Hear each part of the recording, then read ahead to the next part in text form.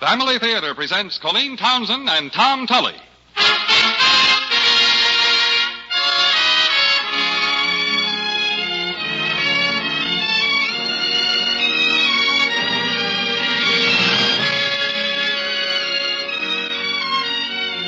From Hollywood, the Mutual Network, in cooperation with Family Theater Incorporated, brings you Raymond Burr, John Daner, and Virginia Gregg in The Courtship of Miles Standish, with Tom Tully as narrator.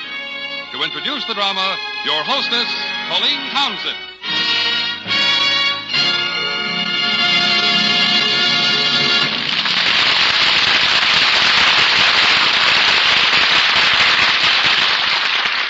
Tomorrow, we here in the United States will celebrate Thanksgiving Day, the day we have traditionally set aside for over 300 years to give thanks for the blessings of the 12 months past. We all have much to be thankful for. We have friends and loved ones, and the great heritage of a nation where freedom and liberty are not mere words, but are living actualities. We on Family Theater are going to bring you the most famous of all stories concerning the men and the women who first brought that heritage of freedom to these shores. The men and the women who were the first to celebrate this day of Thanksgiving. Now Tom Tully will tell you the story of our Pilgrim Fathers, with Raymond Burr as the brave and rugged captain, John Daner as his young poet friend, and Virginia Gregg as the beautiful young maiden. We bring you Henry Wadsworth Longfellow's classic poem of Plymouth, The Courtship of Miles Standish.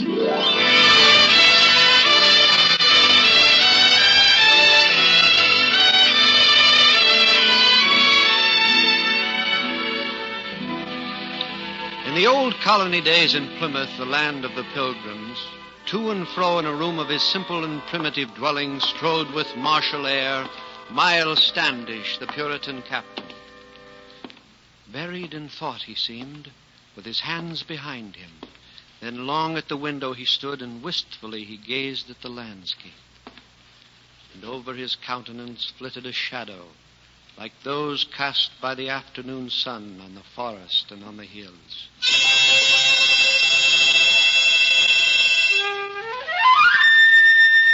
Yonder there, on the hill by the sea, Rose Standish lies buried. The beautiful rose of love that bloomed for me, and who was the first to die of all who came in the Mayflower. Now the field of wheat we have sown grows green above her, the better to hide the graves of our people from the Indian scouts, lest they count them and see how many of us have already perished.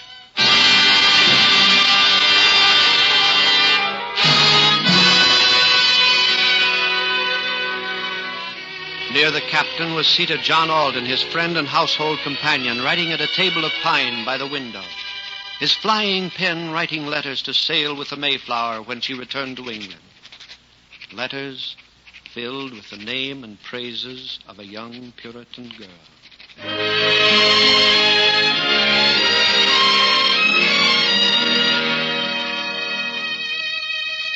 Yes, again I say there is no one like Priscilla.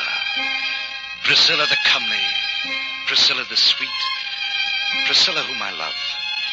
Though as yet I have not spoken to her of my love, someday soon I must. And pray with me then that when I do, Priscilla Mullins will consent to become Priscilla Alden.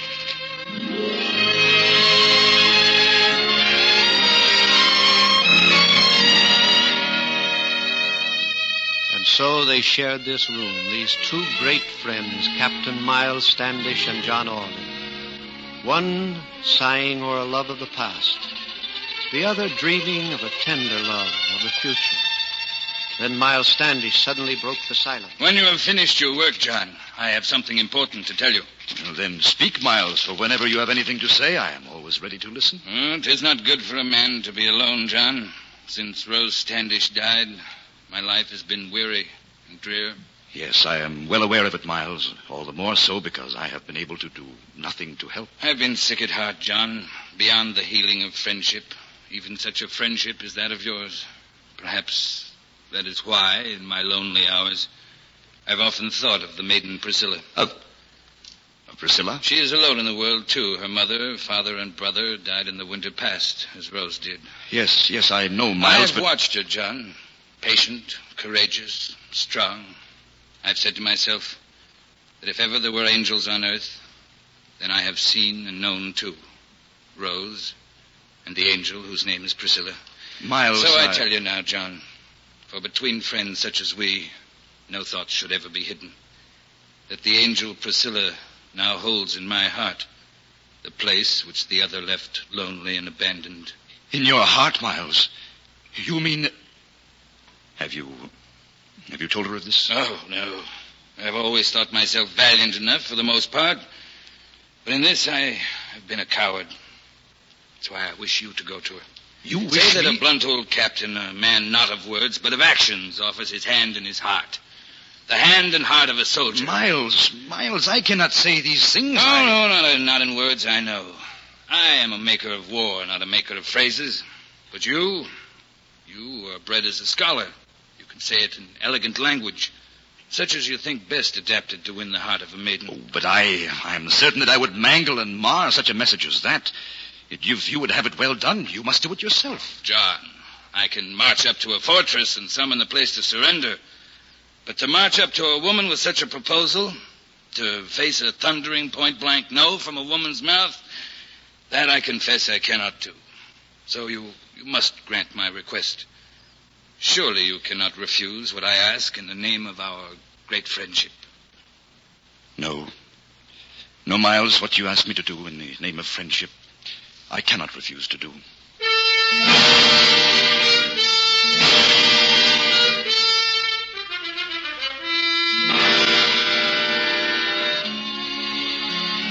And so John Alden went on his errand, out of the streets of the village and into the paths of the tranquil woods, where all around him was calm, while within him was commotion and conflict, love contending with friendship.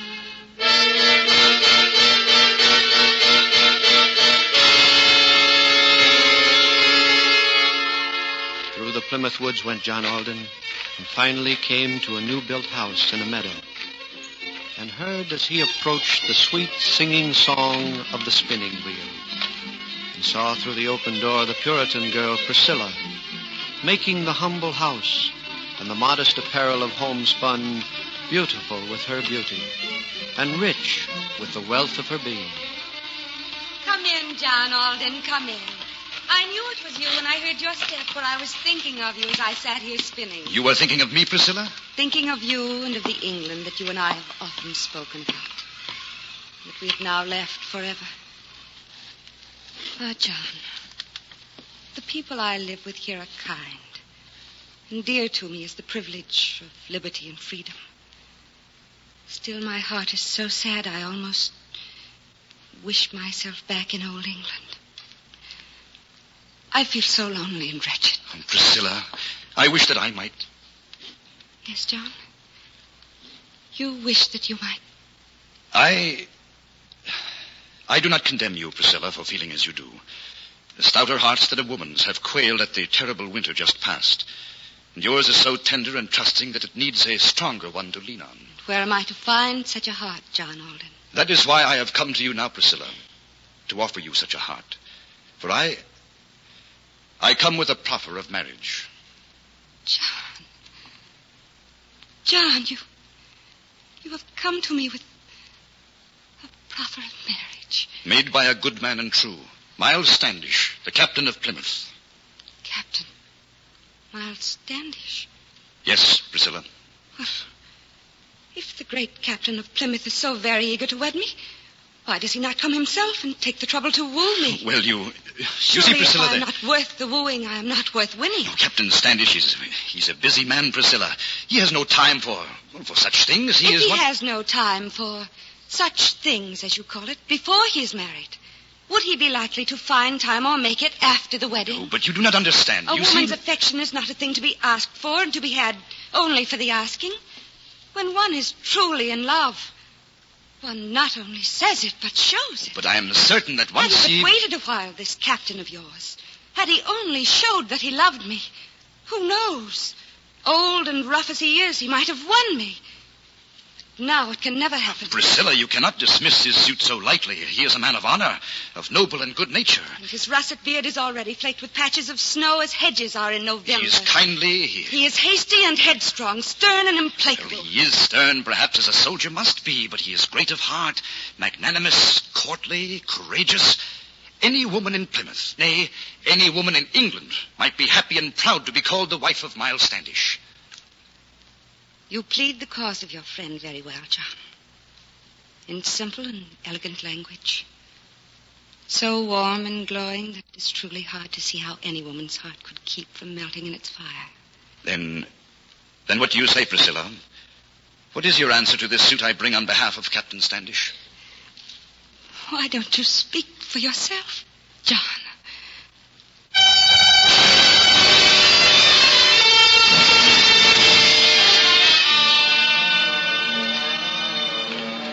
Perplexed and bewildered, John Alden, like an awakened conscience, the sea was moaning and tossing, and fierce within his soul was the struggle and tumult of passions contending.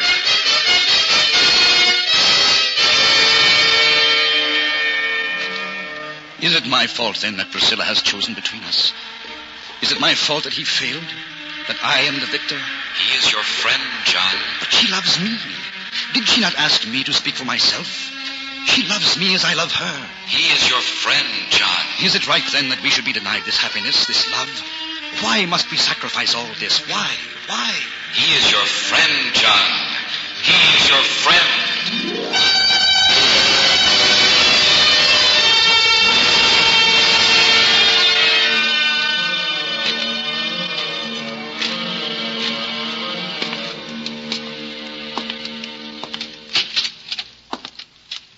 Well, John, you've been long on your errand. Come, relate to me all that has happened. I brought her your message, Miles. Pressed your suit with whatever eloquence I had at my command. Aye, and eloquence enough it was, I warrant me. What was her reaction, John? She was a bit angry at first, Miles. Angry? Yes, that you had not come in person to tell her of your love. Well, you explained why, John. As fully as I was able. Good, go on. I told her of your noble attributes as I know of them. I'm certain you did, certain. Gave you full warranty as your friend, as the man who knows you best in this colony. Good lad, John, good lad. And concluded by saying that any woman in the colony, any woman in all England, in fact, would be proud and honored to be your wife. Well, in truth, a colossal exaggeration, John. But I'll forgive you your poetic license, considering the circumstances. Priscilla then gave you her answer? She did, Miles. And it was, of course... She said, "Why don't you speak for yourself, John?" So you've betrayed me, John. Me, Miles Standish, your friend. You've betrayed me. No, Miles, no, I have... One of my ancestors ran his sword through the heart of Wat Tyler. Now who shall prevent me from running mine through the heart of a traitor who played treason to friendship? No one, Miles, if so you believe me to be. You have lived under my roof, whom I have cherished and loved as a brother. You, to whose keeping I have entrusted my honor, my thoughts, the sacred and secret of... Listen to me, Miles, listen. I swear to you, as your true and loyal friend, that I had no idea, no slightest reason to believe Speak that not to you... me of friendship. There is no friendship between us. Nothing remains save war and implacable hatred. Nothing remains but... Miles, the warning cannon atop the church. I hear it. Some danger threatens Plymouth, and in this wilderness of savages, that can mean only one thing. There is nothing in that for me to fear. For I have learned this day that no savage with skin of red presents a greater danger to me than a civilized friend whose soul is black.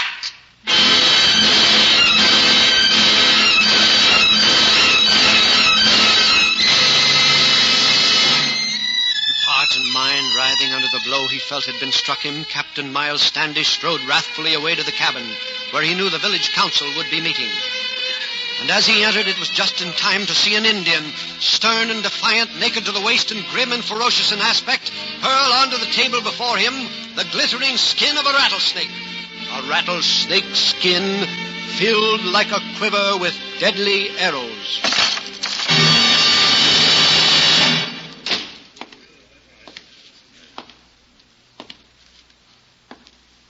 And And what is the meaning of this insolence, Redskin? From Wattawamat, O paleface, come these arrowy tongues. From Wattawamat, great chief of the Samoset. It is a signal and challenge of warfare that has been given us, Miles. So be it then, Elder. If 'tis warfare they wish, warfare they shall have. Do you not think, Miles, that it would be best to bargain and compromise with them for peace? Do you not think that in the eyes of the Lord, it is more Christian behavior to convert their souls rather than destroy their bodies? Bargain and compromise with such as these, Elder? Nay, leave this matter to me. War is my trade, a terrible one though it may be. And in a righteous cause, even the smell of gunpowder can be sweet. What is your answer, paleface, to the great chief Wattawamat? The same rattlesnake skin you brought to us, Indian. Filled to the very jaws with powder and shot. That is the answer you can take to Wattawamat.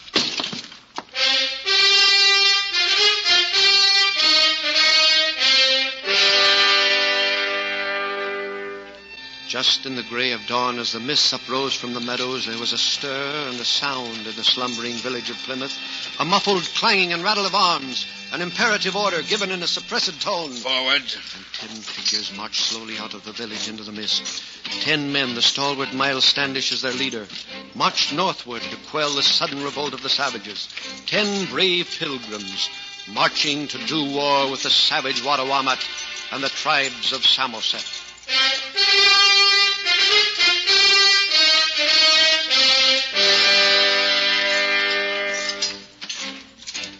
As those marching figures, ghostly in the fog and mist, neared the edge of the forest, another figure standing there called out to them, called out to their leader. Miles, good luck, Miles, and may God bless thee. But there was no reply, no answer to the call thus given. And the men marched away, swallowed up by forest and mist. And only silence replied to him whose love and friendship marched side by side with him who bravely strode away into battle. So he is gone, John. Oh, Priscilla. He is gone. He and the brave men with him. Yes, and without me. I begged to be allowed to accompany him. He would not listen, would not even reply. You told him of our words of yesterday. I told him. So he is hurt and offended, even as you are. I, Priscilla? Yes, John. But do not be angry. Am I to blame that when you were pleading so warmly the cause of another, my heart pleaded your own? That I spoke as I did by irresistible impulse? I was not angry with you, only with myself for seeing how badly I managed the matter I had in my keeping. No, you were upset with me for speaking so frankly and freely. But it is my nature to do so. And so I'm not ashamed to tell you now that I have liked to be with you, to see you, to speak with you, always. Priscilla? No. Priscilla? No. Let me finish, John. That was why I was hurt by your words, affronted to hear you urge me to marry your friend. For the truth is, your friendship means more to me than all the love Miles Standish could give were he twice the hero you think him. For the sake of this friendship, can you forgive me then? Oh, forgive you, Priscilla. How can there ever be a question of forgiveness between the two of us when we feel toward each other as we... Yes, John. I know. As well as I know that because of him, we can be no more to each other. But as friends, I shall always be the first, the truest, the nearest and dearest that you shall ever know.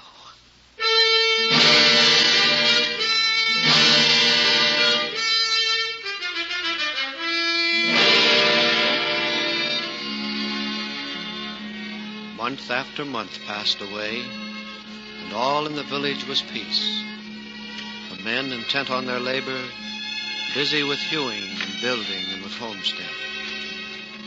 And oft when his labor was finished, John Alden, with eager feet, would follow the pathway that ran through the woods to the house of Priscilla, deceiving himself that this was duty, concealing his love in the semblance of friendship. Truly, Priscilla, when I see you spinning and spinning, never idle a moment, suddenly you're transformed. You're no longer Priscilla, but the beautiful Queen of Helvetia, ever spinning her thread from a distaff, so that her name passed into proverb, and that it shall be with you. Priscilla Mullins, a proverb, John. Now, truly, your imagination is running away with you. No, not so, for when the spinning wheel shall no longer hum in the house of the farmer, mothers shall relate to their children how it was in their childhood, praising the good old times, the days of Priscilla the spinner. This idleness of yours is leading into paths of fancy too fantastic to mention. I had better put you to work. Well, to work, Priscilla? Nay, that is not for a poet like me. I am a spinner of fancies, not of yarns. If I am to be a pattern for housewives, then you must show yourself worthy of being the model of husbands. So at some future time, fathers may talk to their sons of the good old times of John Alden. Here, hold this skein on your hands while I wind it for knitting. Come on. No, Priscilla. You would make a housewife out of me. This is no work for a man. John. Hi, Priscilla. The warning cannon atop the church. Then danger threatens this village of Plymouth. And Miles Standish and the men of arms are gone. The good people will be gathering in the town square. Come, we had best join them and learn what disaster now hangs like a black cloud o'er this land.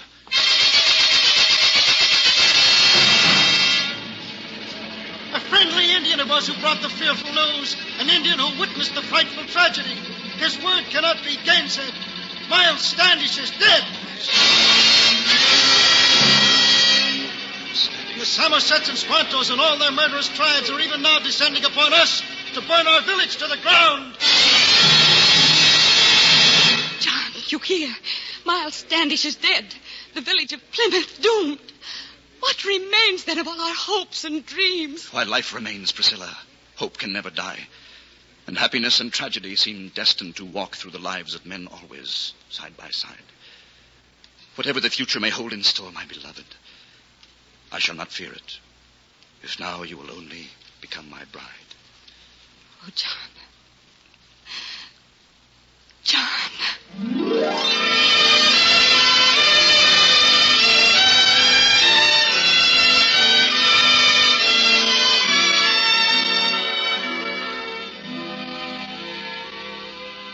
And so, while grim-faced men prepared flintlock and powder and shot, while tearless women fearfully clasped infants to their wildly beating breasts, there in the tiny church at Plymouth were Priscilla Mullins and John Alden made one.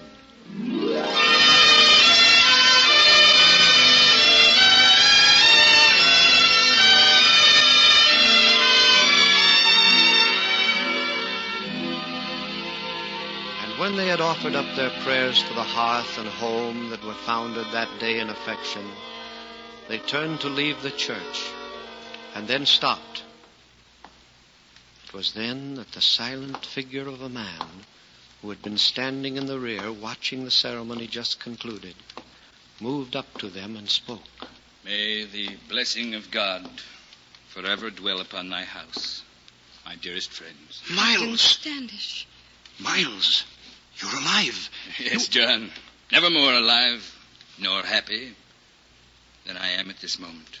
But the message the Indian brought, Captain. It is not often that a man is allowed the supreme joke of starting his own death rumor to achieve his ends. It served me well to ambush the Somersets and to end the threat of uprising against Plymouth.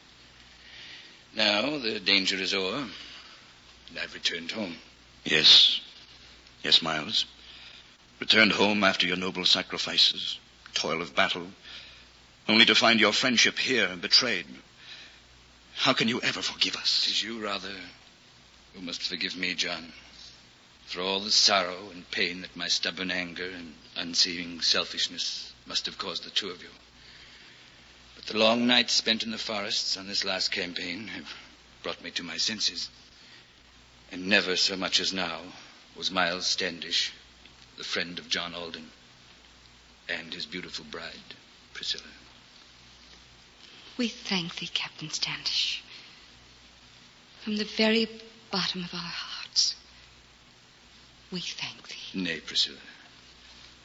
Let us all give thanks instead to him who guides our destinies here on these strange and savage shores. Thanks for all the blessings that he has endowed us with, and thanks for that rarest blessing of all, a dear old friendship that with the passing of the tender years shall ever grow older and dearer.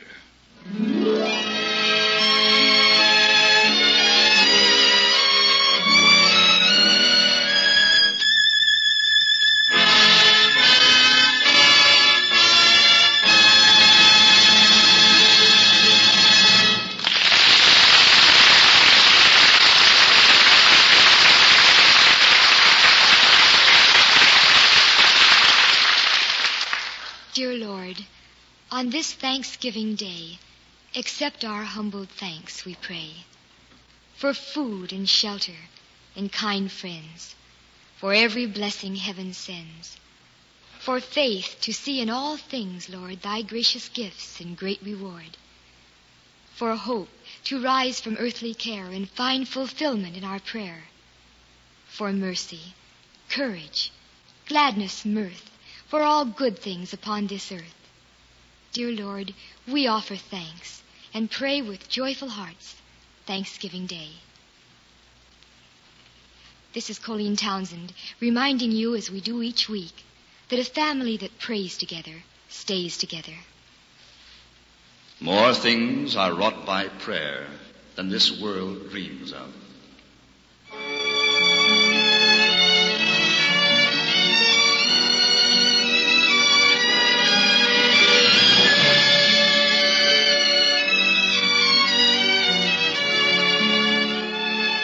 From Hollywood, Family Theater has presented Virginia Gregg, John Daner, and Raymond Burr in The Courtship of Miles Standish, with Tom Tully as narrator and Colleen Townsend as hostess. Others in our cast were Howard Culver and Clayton Post. This adaptation of Henry Wadsworth Longfellow's classic was written by Sidney Marshall, with music composed and conducted by Harry Zimmerman, and was directed for Family Theater by Jaime Del Valle.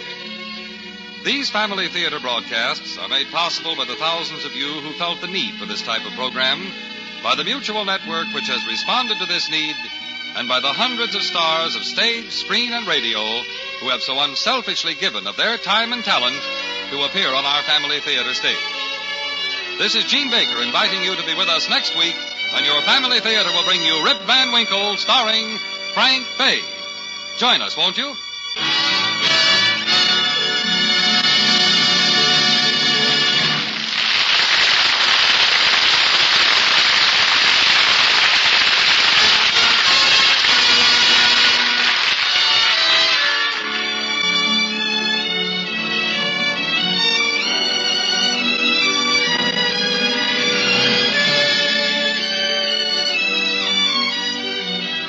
Family Theater is heard in Canada through the facilities of the Canadian Broadcasting Corporation and is broadcast to our troops overseas by the Armed Forces Radio Service.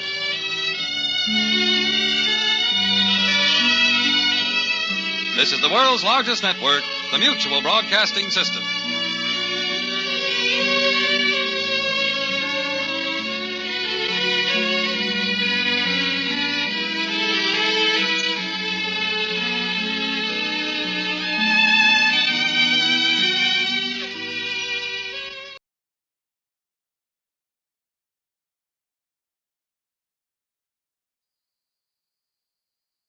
The Couple Next Door, written by Peg Lynch and starring Peg Lynch and Alan Bunce.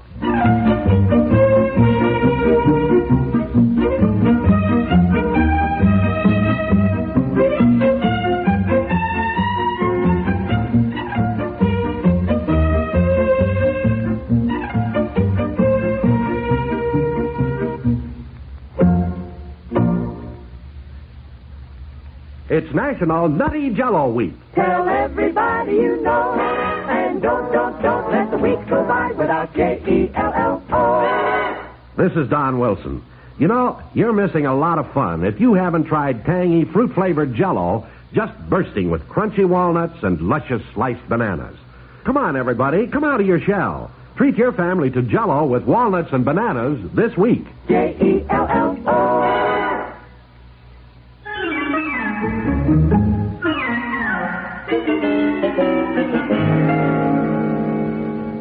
Well, happy Thanksgiving to you all. Oh, good morning, dear. A happy Thanksgiving to you, too. And Effie? Yes, it won't be a happy Thanksgiving if we don't get things ready before the folks come. Now, if you'll find the boards for the dining room table, I'll get that all set and the chairs put around.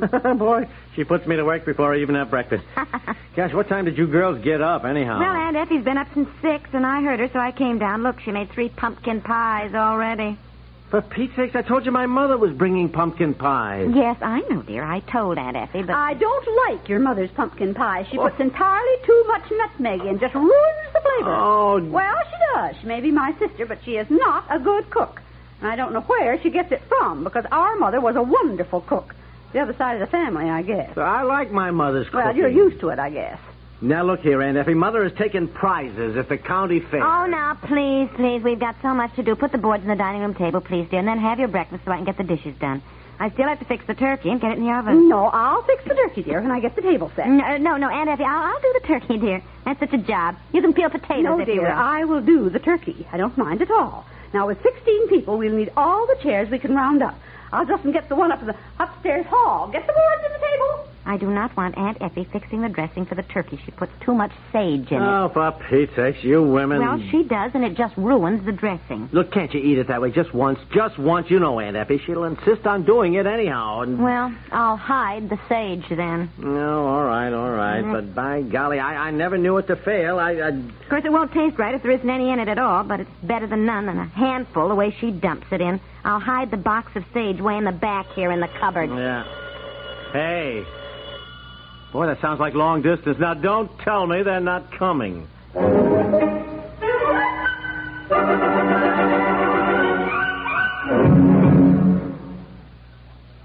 The rocket, antibiotics, atomic energy, any of these is a fine example of man's progress. But they are by no means his only advancements. In philosophy, too, man has become more civilized. Most of us live our lives in the spirit of fair play without even giving it a second thought. Even when that spirit is broken by one person or another, the rest of us still want the offender treated fairly. No longer does rational man take the law into his own hands. We depend upon the courtroom to keep the scales of justice in balance. Even before a criminal case is brought to court, investigation must be made, facts and witnesses must be assembled to demonstrate a just indictment. Every Sunday over most of these same stations, CBS Radio presents an engrossing dramatic series entitled Indictment. On this series, you follow an assistant district attorney through a criminal case investigation until the formal charge of crime is written. And there lies drama as realistic as life itself. Hear Indictment on CBS Radio this Sunday.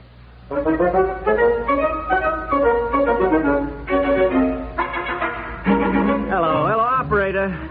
Yeah, operator, look, I've been holding on here for 10 minutes. My goodness, what's the matter? Well, seems the mother put through a call to me. Now they got me in, they can't get Mother back. Well, it's Thanksgiving. I suppose the circuits are busy. I was looking around upstairs, and we can bring down a chair from Betsy's room, and also your dressing table bench. I don't mind sitting on that. Oh, no, I'll sit on that, Aunt Effie. Did you put the boards on the table? No, he didn't, but he will. Never mind, dear. We can do it. Come on, Aunt Effie. Hello. Put the boards on the table, all right. Hello, Mother. Put the thing right over there. Mother, haven't you started yet? Well, look, Mother, it takes 2 hours to drive over. You better get... Huh? Well, yes. Well, of course Dorothy and Harry and Buddy were invited. Didn't you tell them we expected them? Oh, why does my sister act that way? I never... Yeah, just a minute, Mother. No, hold on, Mother. No, wait a minute. What's the matter? Didn't you write a note to Dorothy and tell her we wanted them for Thanksgiving? Why, no. I just told your mother to ask her. Oh, well, Mother and Dad stopped over to pick them up, and now Dorothy feels that they weren't really invited. Oh, your sister. My you sister. told your mother yourself to ask them. Yes, I know. What does your sister have to have? An engraved invitation to come to a family Thanksgiving dinner? Well, her feelings are hurt. I guess she feels we should have phoned or written them especially, and not through Mother and Dad. Oh, I am so tired of Dorothy and her hurt feelings. You are, I know. But look, it is Thanksgiving, and Mother and Dad are sitting over there waiting for them to get in the car, but Dorothy won't budge. Really, I think your sister's impossible. I'm sorry, dear, but I do. She always expects everybody to kowtow to her. But she has never even thanked me for the blouse that I sent her for her birthday. Never. Look, she never will wrote you please? one Mother and thing. Dad are sitting over there in What's the matter? Dorothy doesn't feel she was invited because she didn't get an engraved invitation for today, and she's feeling like a martyr. Well, just let her stay home. She always does this to everybody. Maybe it'll teach her a lesson. Of course, actually, it's your mother's fault. She has spoiled Dorothy since she was born. Oh, look, let's not go into all that now. Well, what do you want me to do, Bart? Well, I'd let her sit there. Trouble is, everyone always gives in to Dorothy.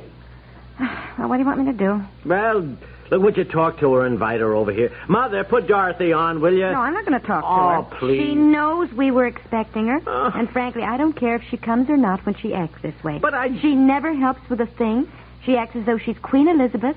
She always gets a headache so she doesn't have to help with dishes. Oh, look, please. Hello, Dorothy. Well, say, what's this about you not coming over for Thanksgiving? Oh, I can just hear her. Well, we weren't really invited. What do you mean you weren't really invited, Dorothy? Well, I don't like to just barge in. Barge in, Dorothy. Now, why do you say that? Huh? What's she saying now? Probably not. Well, Harry and I don't care to go any place we're not wanted. What do you mean not wanted? For the love of my course, we want you. You know that...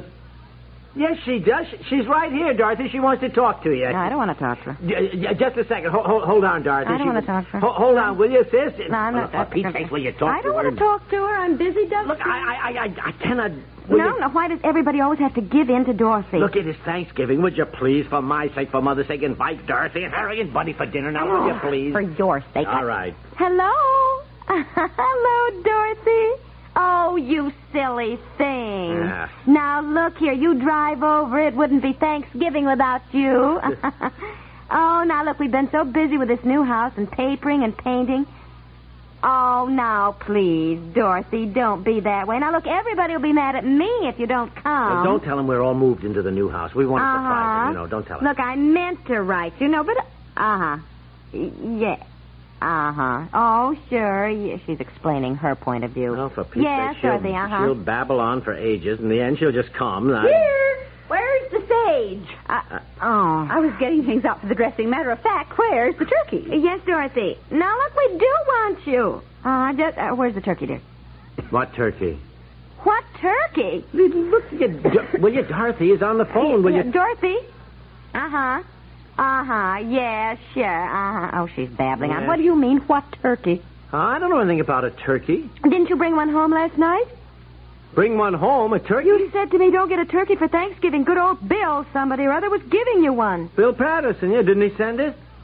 No, he didn't. Oh, my goodness. Haven't you any turkey? Well, for Pete's sake, he said he would. He raises turkeys on his farm. He's got kind of a hobby. I did him a business favor, and he said, don't buy a turkey for Thanksgiving. I'm giving you one. I thought naturally you brought it when you came home last night and couldn't get it in the refrigerator and left it out in back to stay cold. Oh, no. Bill said that I called you yesterday at the office and said be sure and check on this Bill somebody or other. Patterson about the turkey. Well, I didn't I was busy, and You said yes, you'd take care of it. Well, I was in the middle of a conference. For Pete's sake, I was half crazy Well, down I there don't yesterday. know when you're half crazy. Well, you are. Oh, there, now you got Bobby awake. well. Yes, darling, Mommy here, There, 16 people coming for Thanksgiving dinner and no Look, I bumped into Bill 2 weeks ago, and he said positively that he would... you would depend on Bill Anderson of all Bill people. Patterson. Well, they look just alike. Bill Anderson doesn't look anything at all like Bill Patterson, for Pete's sake. Wrong? Your father did not get a turkey for Thanksgiving? Oh, Daddy. You go on up and put on your bedroom Don't slippers yell at her now. Well, like I can't help it. You know better than run around here in your bare feet. Oh, don't tell me that's my folks already.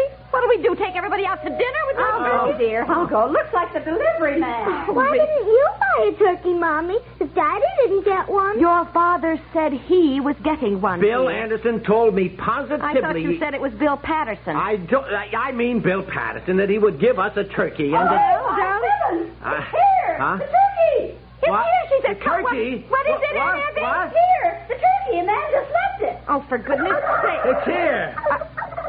Alive! In a crate. Oh, how wonderful. Oh, look. A real live turkey. Oh, no.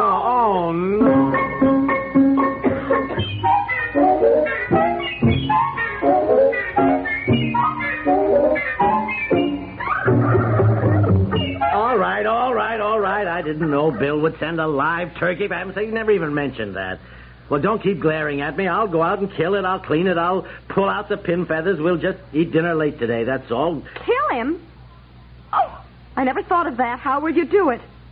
Well, with an axe, I suppose. Chop off his head. Oh, chop off. Don't even talk like that, please, dear. Well, for Pete's sake, how do you suppose... Well, there must be some more humane way than that. Can't you chloroform him?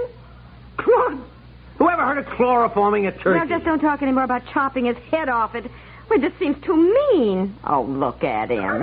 Anyhow, where would I get chloroform, for heaven's sake? Well, I don't know. All right. I'll take him out and shoot him. Shoot him? When he's in the crate? Well, if I open up the crate, he'll get loose, and my marksmanship is not quite that... Well, it certainly does not seem very sporting to shoot him while he's in there. Why, he wouldn't have a chance. He isn't supposed to have a chance. We're having him for dinner. Besides, isn't it against the law to shoot off a gun in town? Yes, it is. You can shoot people, but I don't think you can shoot birds, and a turkey is a bird. It has always been my impression that it was against the law to shoot people. Oh, I mean burglars, and while defending your home anyhow. Please don't talk any more about killing the turkey. I mean, seeing him live like this, I just couldn't eat him anyway, dear. I just couldn't. Kill the turkey? You aren't going to kill the turkey. Thought I told you to get dressed. Oh, Daddy, don't kill that darling little turkey. Look. Couldn't we just keep him, please, Daddy, for a pet? Betsy, go sit down at the table and eat your breakfast. What are we going to do? I will drive out to Bill Patterson's and ask him to... Well, all right, he knows how to do it. And all right, dear. Well, as a matter of fact, I don't think I could do it anyway. Look at the way he's looking at me, would you? Oh, we have our problems. I'm sorry I've been so cross, dear. Darling, it's all right. I was, too. I don't blame you. Look, Bill told me positively... Yeah, all right, never mind. Just get going and get back so I can get it in the oven. Did somebody leave the phone off the hook? Dorothy, you were talking to her. Oh, she was babbling on when all this came up and the baby cried, and I just laid the receiver down. She must have hung up. All you can hear is a funny clicking sound. Oh. Look, call her back and apologize. Look, I'll take care of the turkey. Yes, I will. We'll never hear the end of this. Never. Operator, will you give me long distance?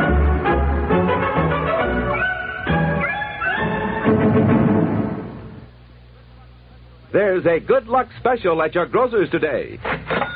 You save 3 cents on every special package of Good Luck margarine you buy, so buy Good Luck now. Today's Good Luck is the light margarine, guaranteed to leave no oily aftertaste. Lever Brothers has world rights to a remarkable blending process that makes today's Good Luck light, like the high-priced spread. It's light in flavor, light on your tongue. So get Good Luck in the special package today and save 3 cents. It's the only margarine guaranteed to leave no oily aftertaste or your money back. The Couple Next Door is written by Peg Lynch and stars Peg Lynch and Alan Bunce with Margaret Hamilton, Francie Myers, and Madeline Pierce, and is produced by Walter Hart.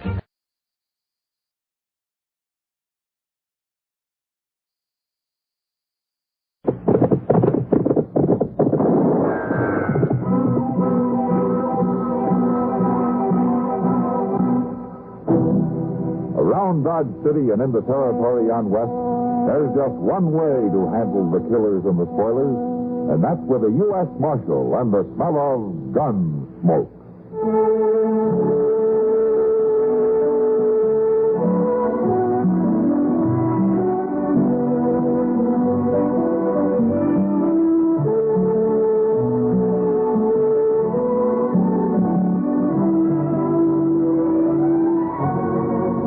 Gunsmoke, starring William Conrad. The story of the violence that moved west with young America. And the story of a man who moved with it. I'm that man. Matt Dillon, United States Marshal. The first man they look for and the last they want to meet. It's a chancy job, and it makes a man watchful. And a little lonely.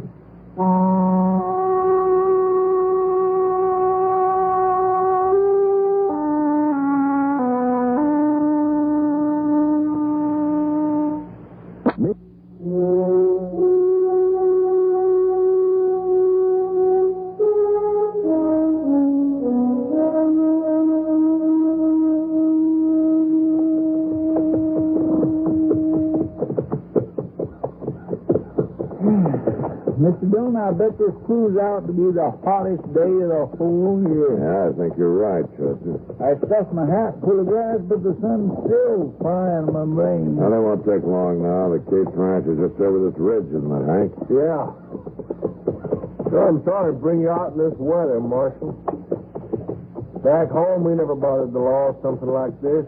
Always settled it personal. It works out better this way, Hank. Well, seeing how Grover Cates feels about me, I reckon you heard how it was with me and Alma before him and her got married. Now, you did the right thing coming to me with it, Hank.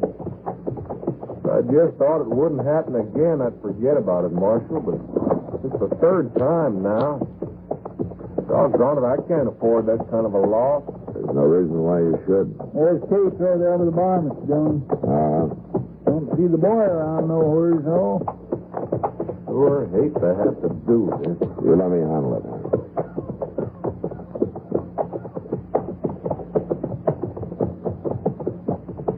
Hello, Grover. How are you, Grover? What do you think you're doing here, Jurgen? He's with me.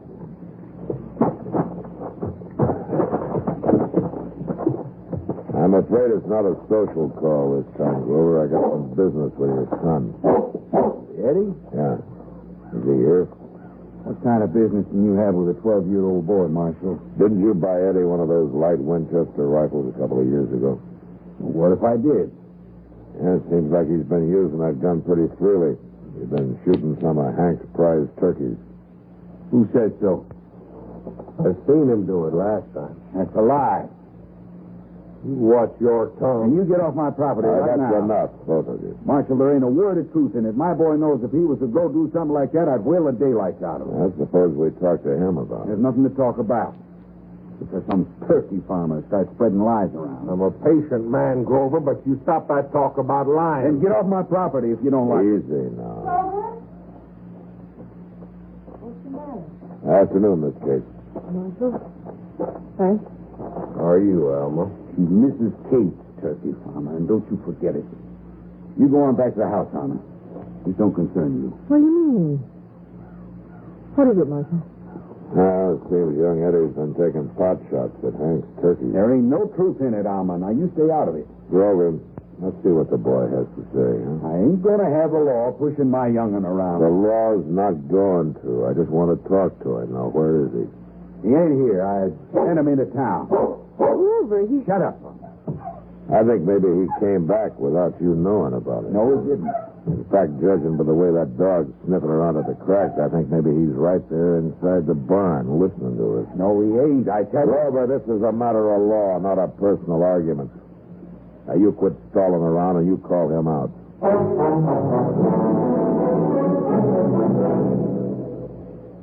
Fire and water are ancient enemies, but nowadays the battle between them affects every one of us, as forest fires endanger water supplies.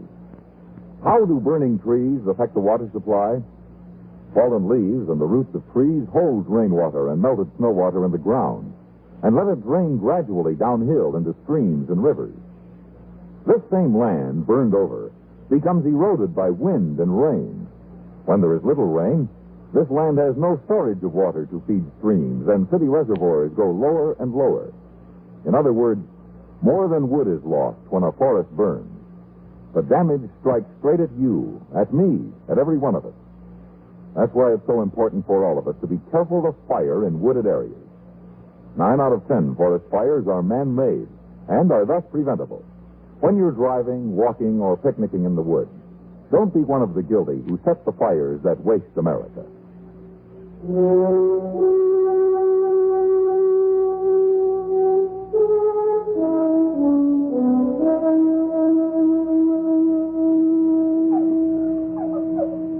You gonna call your boy out, Grover? I said he ain't in there.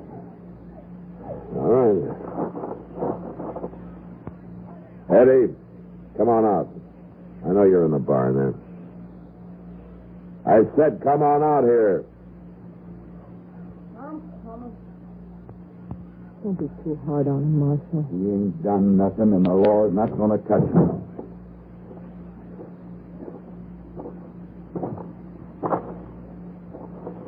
You're the one that told him. You told him you seen me there in the barn. I didn't, Eddie. You was going to, though. Only Paul stopped you. You're always doing something to get me in trouble. I've just tried to be a good mother to him. You ain't my mom. You're never going to be. Eddie. Me and Pa had it all right here before you come. Now, wait a minute, Eddie. Seems to me you got yourself into trouble. You were listening in there. Now, what about those turkeys? I don't know nothing about it. See what I told you? Eddie, I seen you do it. I was walking back up the draw, I heard the shots, and then I seen you ride off on that pony of yours. And you had your rifle. If I hadn't have been afoot, I'd have chased you and caught you right then. I ain't been near your place. Eddie, why do you think Hank would tell a story like that if it wasn't true?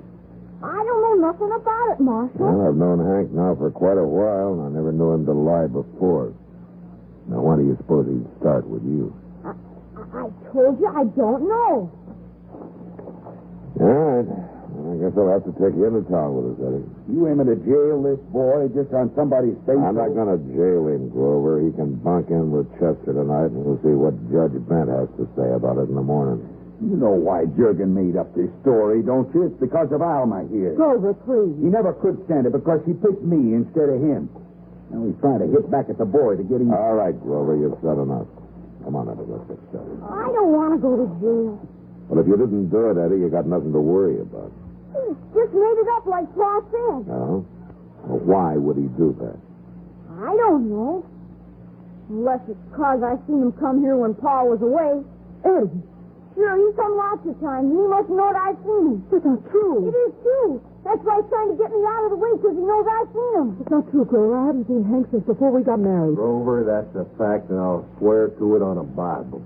Eddie, was that true? What you said about him coming here? Of course it was true, Pa. All right, then. Jurgen, you better start wearing your gun.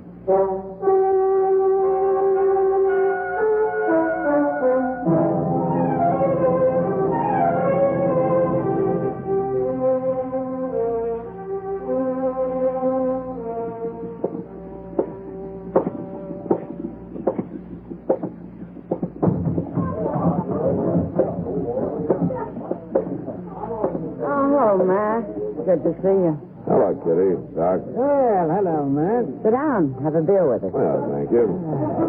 Sam, bring Matt a glass of beer, will you? Sure, Miss Kitty.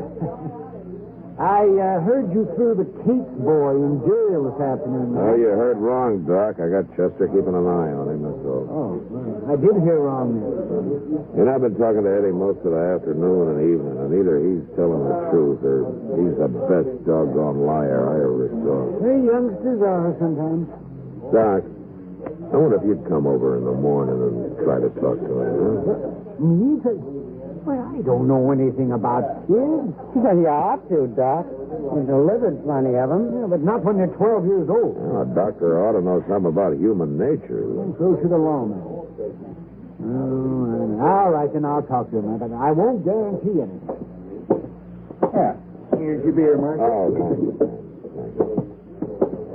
Matt, Chester told me the boy says his stepmother's been seeing Hank Jurgen at home while Grover's away. Yeah, that's what kicked up all the trouble. Oh.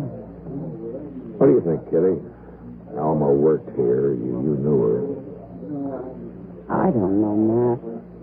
She and Hank were real close, and then she quit work suddenly and married Grover. Since then, I hadn't heard anything. Yeah. I can see Hank lying to protect Alma, and yet Eddie swears that every word of his story is true, that he didn't kill those turkeys, and that he's seen Hank at the ranch. I don't know what to believe. Wait a minute. What? How are you, Kitty? Hello, Alma. Doc. Marshal. Feeling this case? It's the first time I've been in the long branch since I quit and got married. Well, it hasn't changed much, Alma. Lots of other things have been. Don't you want to sit down? No, thanks. I don't have much time. Marshal, how's Eddie? Well, he's still telling the same story, Miss Gracie. He ain't never liked me. Always talks about how much better everything was before his ma died. I've tried every way I know how to. Well, Marshal, I was wondering, Could I go over to the jail with you and try talking to him myself? You don't know what he's done, Marshal. I left Grover out there at the place with kissing and drinking and staring at the wall. He won't say a word to me. Won't even look at me. Will you walk down with me? Sure, all right. Come on, Miss Casey. Let's go talk to him.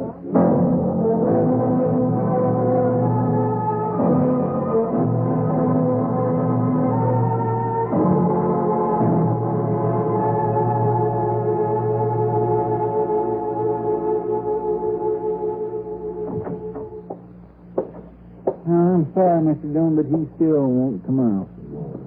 I could have dragged him, but I didn't figure you'd want that. No, you did right, Chester. I'll go back and try to talk to him. He sure is a stubborn kid when he gets his mind or something.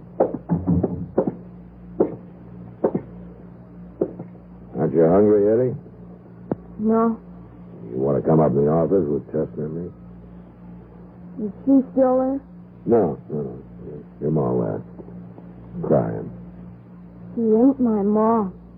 Oh, she's your stepma, though. Same thing. What? Why wouldn't you talk to her? I don't ever want to see her again. You know, Eddie, you said a pretty bad thing about her. It's true. Well, maybe so, but now, when a fellow says something like that about a woman, I think he ought to give her a chance to explain. I don't want to see her. Now, I can understand when a fellow's had a fine ma and he's lost her. It's kind of hard for him to get used to another woman trying to take her place, but he ought to try and not go around carrying a chip on his shoulder. She hates me. She wants to turn paw again. The thing is, though, a story like that hurts more than just one person. Hurts your pa and Hank Jurgens. And you know something, in the end, it'll hurt you more than anybody else. I told you I've seen him lots of times. I can understand, too, telling a lie to get out of trouble. I did that myself a few times when I was a boy. You know why I quit doing that? Why? Because I found out that it felt worse to go around knowing that I'd lied than it did to admit the truth and take my punishment. I didn't lie. Now, killing a neighbor's turkey's a bad thing, all right, and your pa might strap you for it, maybe give you extra chores to help pay for them, but, well, that's not as bad as knowing every minute of the day that you've hurt 3 people without any cause. And you hurt yourself, too. I said I wasn't lying. Yeah. Well, in that case, you got nothing on your mind, so there's nothing to worry about, right? Yeah. You're still not hungry, huh? No. All right, then you better go to bed and get some sleep. Marshal? Yeah? Yeah, what is it, Eddie? I shot them turkeys. And I didn't see Mr. Jurgen over at our place, not once. I'm sorry. I knew Pa would be awful mad. I'm sorry, Marshal. That's all right, Eddie. I'm just glad you told the truth. Mr. Dillon? Yeah, what is it, Chester? Somebody just seen Grover Case in town. He's drunk and he's looking for Hank. What? He says he's going to kill him.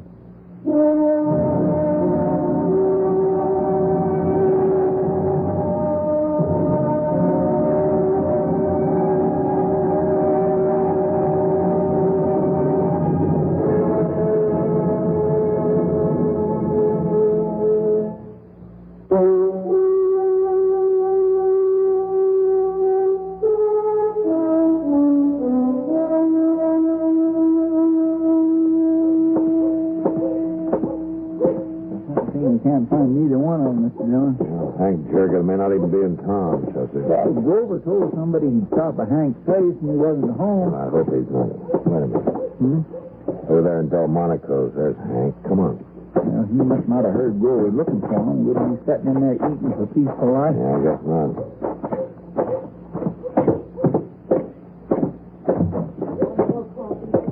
Well, Marshal, you want to have yourself some supper? Hank, we've been looking for you. What for? Because Capes is in town and he's looking for you, too. Well, I figured he would, sooner or later. I started wearing my gun. And I guess it won't come to that now. The boy admitted that he was lying. Oh, I'm glad for Alma's sake.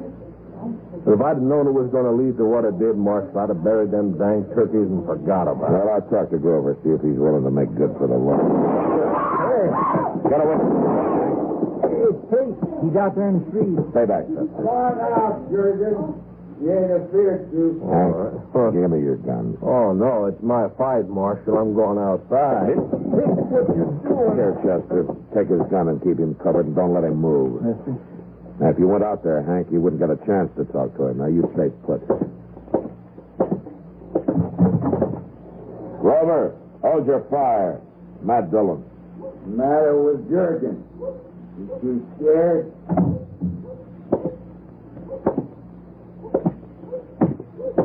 You stay out of this, Marshal. Between me and him. He's in there. I seen him. Why won't he come out? Because Chester's holding a gun on him. And I'm going to take yours now. Stay back, Marshal. My fight ain't with you. You haven't got a fight. Your boy just admitted his whole story was a lie from start to finish. You're making that I'm not going to argue with you. Now, give me that gun. Now, you better start coming to your senses, Grover.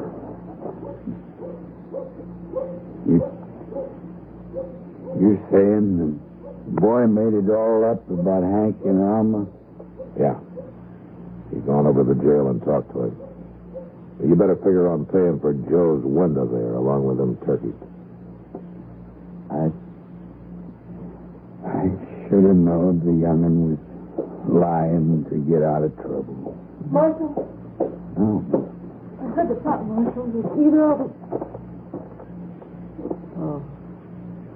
Grover. Oh, there was no harm done in this case. I came back to the jail and saw Eddie. He told me. I reckon we better go get him, Alma, and head on up to the place. You go, Grover. I'm staying in town a while till I decide what I'm going to do. Gonna do? You're coming home. That's what you're gonna do. No, Grover. You believed what he said about me. Just somebody's word against me, and you believed it. Alma. I'm not going with you now. Maybe not ever. I'll have to study it out. Now, wait a minute. Good night, gentlemen. Alma. Alma, you come back here. You can't do this to me, Marshal. She's my wife. She belongs at home. Marshal, you gotta help me. I'm sorry, Grover. This is something the law's got nothing to do with. You're on your own.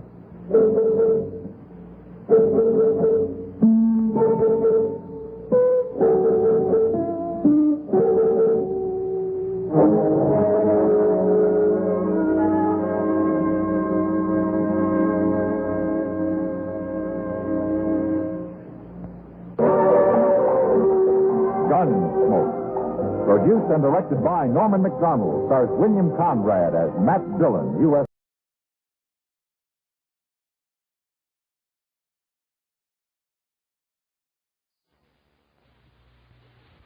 The Mutual Broadcasting System, in cooperation with Family Theater Incorporated, presents Home for Thanksgiving, starring Paul Henried and Joan Leslie. Charles Boyer is your host.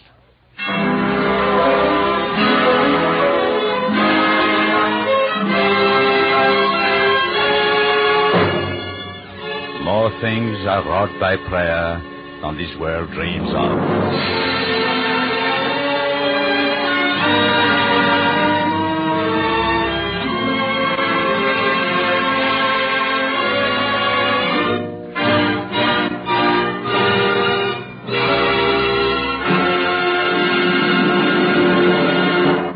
Across the country tonight, in millions of hearts and homes, there is a spirit of happiness and thanksgiving. It is more than thanks for turkey dinners, more than our happiness in the reunion of family and friends. It is a renewal of our faith and trust in God. For Thanksgiving Day is meaningless without our prayers of thanks to Him whose goodness comes to us each day.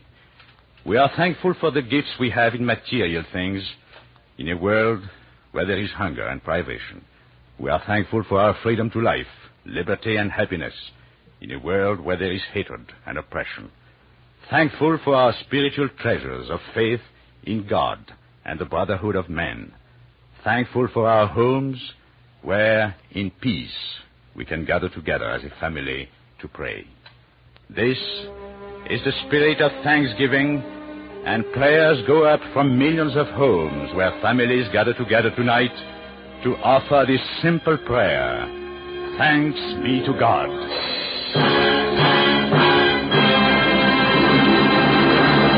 Charles Boyer will return later in the program. Now, tonight's Family Theater stars Joan Leslie and Paul Henried in True Boardman's Home for Thanksgiving.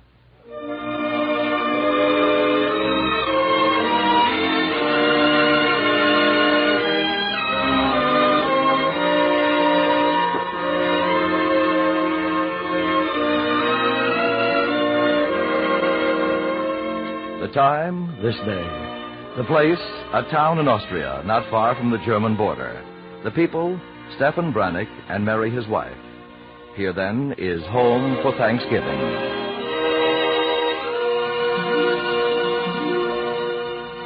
Mary. Yes, Stefan? You were not asleep? No, I was waiting for you. I finished. Oh, read it to me. Oh, I don't know. It says it all badly, but perhaps somehow behind the words is what I feel for this day. I hope so. Oh, I'm sure it is. Read it, dear. Very well. 27th November, 1947. Dear and beloved child-to-be, tonight your father records in this journal the doings of a single day, a day of which you must have full knowledge in the years of your own understanding. Your father writes it in deep affection and with great humility of spirit. He writes it with a prayer, the prayer that in your life there may come to be at least one such day as this has been for me. Here then, dear child, here for you with your mother's love and my own, is the journal of this day, the day of your parents' homecoming to the land of your fathers. Oh, Stefan, and you were afraid that what you felt was not in your words. It's beautiful. Go on. Sunrise of this day, my child, found your mother and me already on our way from our last overnight stop in Germany. As the sun made gold the sky of dawn, we rode eagerly along the main highway from Passau to Linz. Of our vehicle, we were very proud. It was a truck, a 2.5-ton truck, and I, at its wheel, felt like a conquering hero returning from the wars. Stefan? Yes? Take it easy, darling. You said yourself it was only 100 kilometers, and we have all day. Was I going too fast? I'm sorry. I don't mind, but you look so intent. Watching you drive, I could only think of Ben-Hur and the chariot. I am flattered, but Brunhilde is not. She's far superior to any chariot. You know, sometimes I think that if you ever really had to choose between this truck and me, I'd be the one to lose out. It would be a difficult decision. To me, you are both beautiful. And Brunhilde does not have the habit of looking at me out of the corner of her headlights and laughing at me. Maybe she doesn't love you enough to laugh at you. She loves me to the bottom of her carburetor. And besides, I wasn't laughing. Not really. I was just happy for you. You're like a 10-year-old. You're so excited. And why not? When any moment now we shall arrive at the border, after nearly 10 years. Would you expect me to be calm? On the contrary. The moment we cross into Austria, I fully expect you to stop Brunhilde, get out, and kiss the ground. That's what a lot of our GIs did when they got home. Well, I shall vary the procedure. Instead, I shall stop Brunhilde and kiss my American wife. Oh, darling, I am so happy for you. For both of us. But mostly for you. We should make a kind of family holiday of this date. The day the Brannick family came home. It's a good idea. Let's see, what's today? Thursday, November the 27th. Stefan, I didn't realize. Thursday, the last Thursday in November? It's Thanksgiving. Yes, of course. This is a holiday in America. Yes, a wonderful one. Tell me, what would you do this day if you were home? Well, the family would go to church, all of us together. Then Jim, my brother, and I would go with Dad to a football game. Then there'd be the family Thanksgiving dinner. A real feast, eh? Oh, I'll say. Turkey with a wonderful chestnut dressing Mom makes. Cranberry sauce, mashed potatoes and giblet gravy, 2 or 3 vegetables, salad, and mince pie or plum pudding with brandy sauce. Then, after dinner, when the dishes were all done, we'd all gather in the living room before a fire, and I'd play while the whole family sang songs. My dad always felt that too many people forgot the real meaning of Thanksgiving, and he didn't want us to. So we'd always sing. A hymn or two at first, and then old songs that we all knew and loved. We were good, too. Mom's contralto, my sister Coral's soprano, and Dad's deep, deep bass. And Jim trying to hold melody with a shaky baritone. I can hear them now. I hope... I'm sure you can. Oh, Stephen, stop the truck. Please, please now. Well? Darling, listen. Oh, I know how that must have sounded, but all of that belongs to Mary Connors, a girl who doesn't exist anymore. I'm Mrs. Mary Brannick, and there's no place in the world I'd rather be at this moment than here with my husband, the man I love, the man whose child I'm going to be proud to bear. That's true, Stephen. I give you my word it is. Yes, darling. I believe it is. Mary Brannick, I love you very much. Oh, darling, hold me. Now, we go on.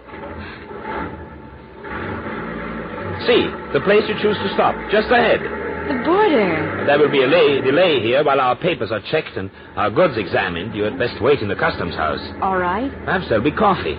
Look.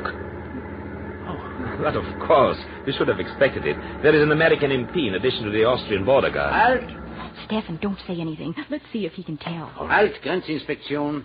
Guten Morgen, Herr Inspektor. Mein Name ist Stefan Brannick. Meine Frau und ich fahren nach Nürhofen. Alle Papiere sind in Ordnung. Ich werde die Papiere durchsehen. Aber der amerikanische Feldwebel muss sie auch examinieren. Aha.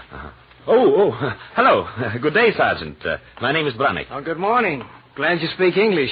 My name's Jensen. The truck you're on? Yes, war surplus, purchased from UNRWA. I have the bill of sales right here. Okay, we'll check it. Say, this may take a little while. Maybe your wife would like to wait inside where it's warm. Maybe she would. Oh, she speak English, too? Well, a little, you know. Gnädig Frau, inside, warm, rest? Thanks, Sergeant. It sounds like a great idea. See, Stephen, I'm a success. Oh, you're an American. Check. Where from? San Francisco. San Francisco? Hey, the captain's from Seattle and his wife's from Portland, Oregon. Oh, we're practically neighbors. Look, miss, I mean, ma'am, you stay right inside and I'll call the captain. He'll want you to stop in and see his wife. They're billeted just a little ways from here. Mrs. Davis is crazy for news from home. Well, Sergeant, I'm sure Mrs. Brannick would be delighted to meet your captain's wife. Make your call by all means, Mary.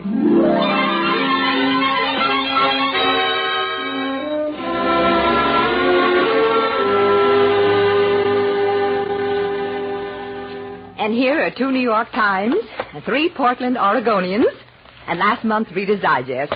Oh, and a September Superman comic. That was my husband. Oh, thank you, Mrs. Davis. You're a gold mine. And I'm sorry I'm a disappointment.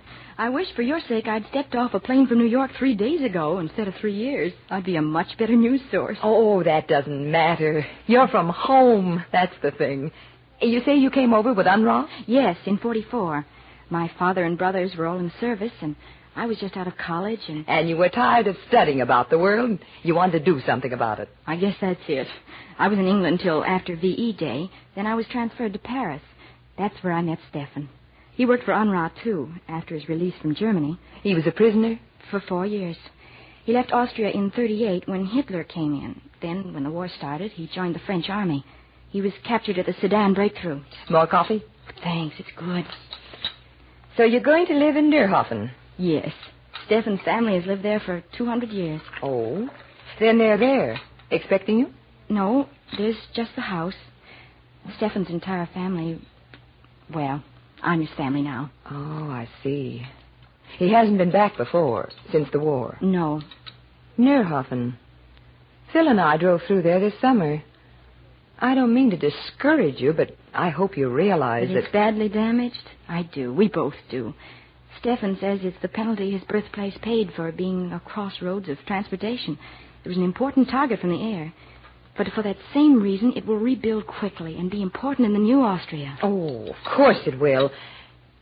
Mrs. Brannick, there's just one other thing. This is none of my business, but, well, it's about your baby. Oh, my baby will be born in Muirhofen. Both Stefan and I want that. Yes, I know, and I can understand how you feel, but, well, honey, to be frank, some Europeans are often more concerned with tradition than with common sense. There's no hospital now in Neerhofen. There is, of course, at Linz. And so when the time comes... Mrs. Davis, it just happens that my grandmother was born in a stagecoach between Tombstone and Phoenix. So I think that Neerhofen will do for Stefan's child. Thanks, though, for the advice. I like you, Mary Brannick. I think you're an incurable romantic, but I like you. And what's more, I envy you. Thanks a lot, Captain. Oh, here are the men folk. Well, that's how it goes. When I want Phil to hurry with an inspection, it takes forever. And then when I wish he'd be a little longer, you... Come in, Brannick. Thank you. If I know my wife, she's now qualified to write a detailed biography of your entire family. Oh, you would have to hurry, so I've missed 3 chapters. Are we all ready, Stefan? Yes, all ready. Brunhilde is waiting impatiently. Oh, you sure you won't stay a while, Brannick? Oh, yes. Look, it's Thanksgiving, and we have a turkey, frozen. It came in this month's rations. Stay and share it with us and go on tomorrow. Oh, thank you, Mrs. Davis, but we are expected. Expected? By an empty house in a ruined town? Clara. Oh, I shouldn't have said that. I'm sorry. It's just that I'd really like to have you stay. Very much. Clara's a little homesick, I'm afraid. Maybe it's just a day. Goodbye, Mrs. Davis. Come to see us when you can. It's only... How far from here, Stefan? Oh, about 65 kilometers, a 2-hour drive. You'll be most welcome. Oh, thank you. Thank you both. And good luck. Thank you. Goodbye, and goodbye, Captain. Goodbye, Brannick. Goodbye, Mrs. Davis. Goodbye, Captain. Happy Thanksgiving.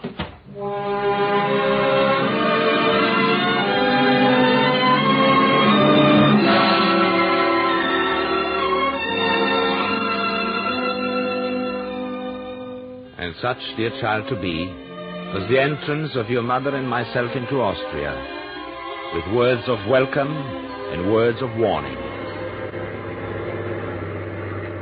And we rode on through towns and valleys that grew more familiar to me with each kilometer. And then at last, at long, long last, a turn of the narrow highway and a sign, a shell-ridden sign still faintly legible that read, Neerhofen. Slowly we drove through the town, wordless. On every side, buildings I had known since childhood were shattered and in ruins. And then we neared our street, the street where our house was waiting for its owners. And here it was. Our silence was broken.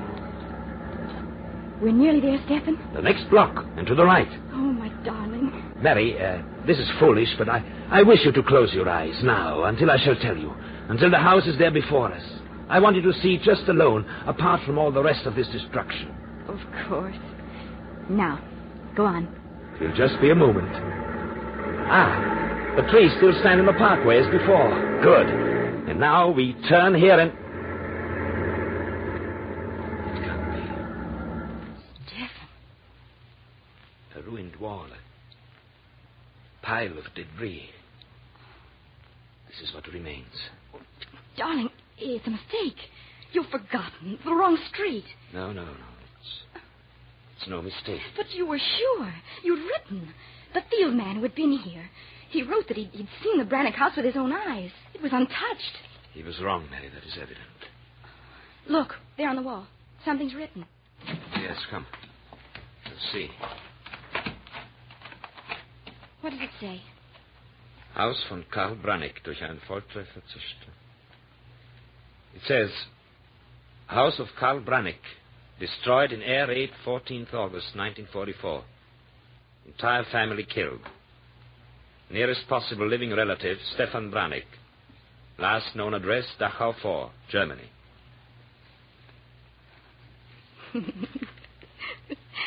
So we're home at last, Steph.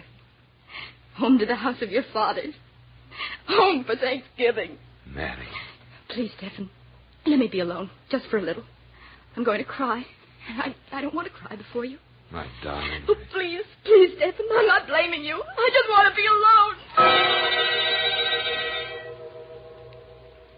There are moments for which there are no words. When to love truly is to be silent. And so I watched as Mary quickly turned and moved back to the truck and inside. I saw her bend low over the heavy wheel, her slender shoulders rising and falling in a convulsive rhythm of her deep despair. And in my heart, too, there was bitterness, no less than hers. So I turned away to seek a silence of my own. Walking swiftly down familiar streets that were familiar no longer. And as I walked, a single thought kept pounding on my brain. The thought that I realized had become a prayer. How could I make up for this to her? Lord in heaven, how could I bring back to my wife her faith in the plans we had made, plans for our life together? And suddenly, there before me, in the things I saw with my own eyes, was a possible answer. If only she could see them too, if she could see and understand. I turned and ran back to the street where once my home had stood. There, still in the truck, sitting very straight, her tears gone, her face a mask, was Mary. And she spoke very quietly as I came to her. Stephen, I'm sorry. That never happened to me before. It won't again. What have you decided? Where do we go? Mary, my darling, come with me, please. Where? I know what you must feel at this moment. Our hopes, like our home, seem shattered and destroyed. There seems nothing on which to build. But perhaps... No, I won't say it. Instead, you shall see. Come, Mary. Come now with me.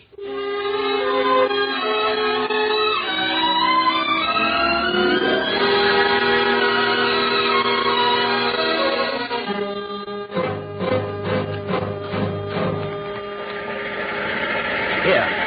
This you must see first. A house being rebuilt. Not just a house, Mary.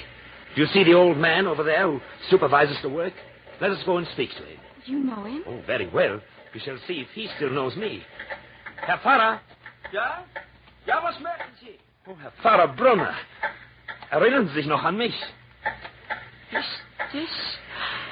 Aber ja, Stefan Branik, ja. Willkommen, mein Sohn. Herr Pfarrer, das ist meine Frau. Sie spricht nur ein wenig Deutsch. Sie ist eine Amerikanerin. Mary, this is Pastor Brunner. How do you do, Father Brunner? Welcome, my child. So beautiful. Stefan, you were always the lucky one. The work here, it's the church you're rebuilding? Yeah. You see, for a tractor, we use what was once a German tank. For materials, what we can find. For labor, the hands are all who can serve. It goes slow, but it goes sure. Stefan, you have returned to Neuhofen to remain? I'm not sure yet, Herr Pfarrer. Oh, may it be so. And you, Frau Branek, may the honor be mine to christen your child within the newly risen walls of this church, if God wills. Thank you, Herr Pastor. Well, come, Mary. One other place you must see. Auf Wiedersehen, Herr Pfarrer. Auf Wiedersehen, Stefan. Wiedersehen. Gott sei mit euch.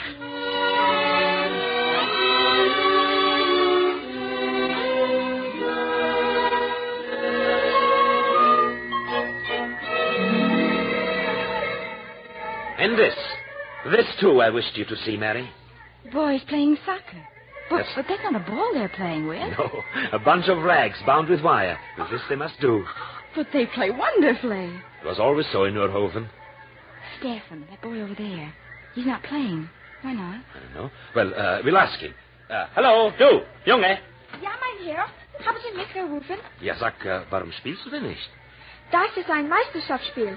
Ich bin Ersatzspieler. Oh, I see. He says this is a championship. He's only second team. Oh, that explains it. Oh, you are English. I speak English. My name is Otto. You have chocolate? No, Otto, I'm sorry. I'm American. I have American shoes. See? Oh, yes, they're fine. A little big, Otto, but fine. A friend of mine here was a corporal. He is home now. Do you know a Corporal Feldstein in America? Otto, wir brauchen dich. Ersatzspieler. Oh, I am in. I play. Good. Sofort. Excuse me. I go Sure. to save the day for Neuhofen. Auf Wiedersehen. Auf Wiedersehen. Good luck, Otto. Shall we stay and watch, Stephen? No, Mary, let us go back. Now we must talk. Once and for all, we must decide.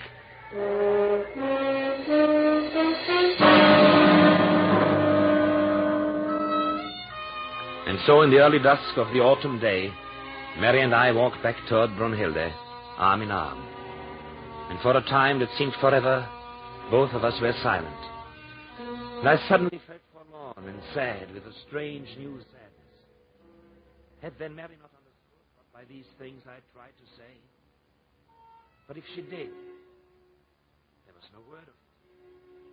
And like a sudden cloud, the futility of all this was upon me. And when I spoke, it was sharply and in bitterness, my decision already made. She was right. Who was? What do you mean? The wife of the captain at the border. We should have stayed there. I see that now. We'll go back. There is still time. Stephen, what are you saying? I'm saying what is true. I had no right to bring you to a dying town in a sick and ruined country. For my own pride, I subjected you to this, and with this I endow our child. Well, it shall not be. We shall go back. Stephen, listen to me. Even if we were to go, it couldn't be tonight. It's late. I'm tired. Tomorrow, then. I'll find somehow a place for us to sleep in. Tomorrow we return the way we came.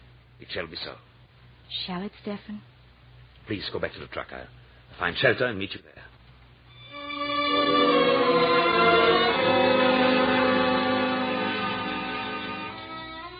Shelter for the night. In other days, it would have been easily found. But in a town where each house still standing already had a family in every room, it was most difficult. But at last, in the home of an old friend who remembered me, it was arranged. For one night only, I assured them. And so for the last time this day, I walked back and turned the corner of the street where Brunhilde had been parked, before the ruins of my childhood home. The truck was gone. Unbelieving, I ran on, from the corner to where it had stood. And then I saw, there amid the debris, close against the shattered wall, back on the property where the house itself had stood, was Brunhilde. And as I approached, I saw on the tailboard of the truck, scribbled in bad German script, which I recognized at Mary's, these words: Haus der Familie Brannick. Willkommen. House of the Brannick family. Welcome. And as I stood staring, still unbelieving, the canvas curtain across the back of the truck bed was raised, and there was Mary's face smiling at me in a pretense of impatience. Stephen, you're late. Don't you know a Thanksgiving dinner shouldn't be kept waiting? Still only half believing, I entered the house of Familie Brannick. There, with a kind of magic, the truck had been made into a room. To one side, blankets and sleeping bags had become a bed. And just behind the cab, on packing boxes, a table was laid with candles and a bottle of wine, and garnished with cheese and biscuits from a K ration, an open can of Spam. Again I looked in wonder, and Mary said, Stephen, will you please say grace so we can sit down and carve the turkey? I had trouble enough warming it on the engine. If we don't hurry, it'll be cold. Oh, and since I have my choice, I'll have a drumstick and a piece of breast. Mary Brannick. What is this? Oh, I just moved in, that's all. Incidentally, will you please teach me to drive Brunhilde? I had an awful time getting her started and up on the lot. I will also teach you to write better German. So this is the house of the Brannick family. Stephen, did you really think I didn't know what you were trying to do? Give me my Thanksgiving. The church with your Pastor Brunner. The football game with the boys playing soccer on the ruined field. But one part of the day you couldn't give. The feast. That's a woman's job, Stephen. The wife's job. My job. My darling, what can I say? I love you. I love you more than you can know. We couldn't leave, Stephen. We have so much. Each other, our child, Brunhilde, so many things. And, darling, how will the world ever be made new if people like us are afraid?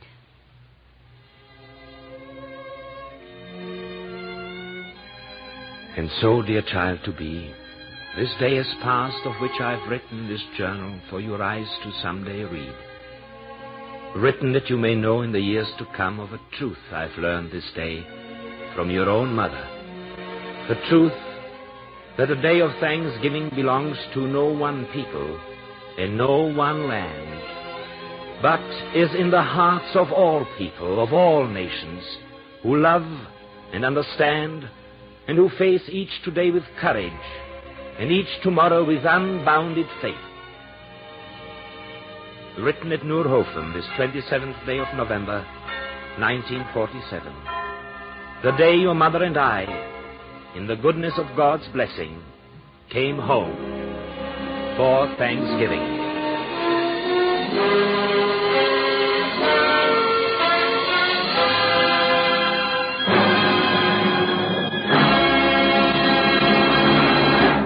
Paul Henried and Joan Leslie have starred in tonight's Family Theater presentation, Home for Thanksgiving.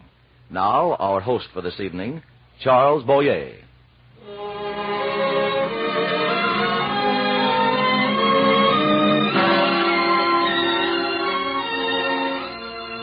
Dear Lord, on this Thanksgiving Day, accept our humble thanks.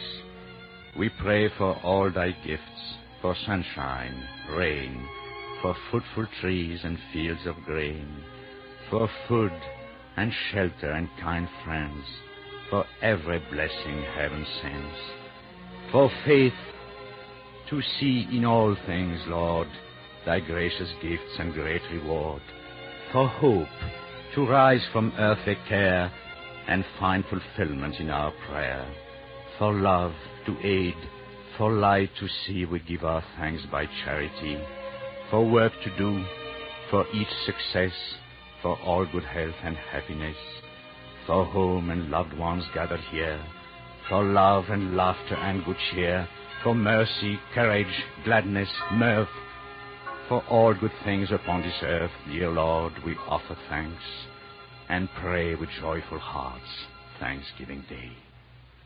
And in a reunion of many families gathered together tonight in homes all over America, there is an added joy and happiness in this realization. A family that prays together, stays together.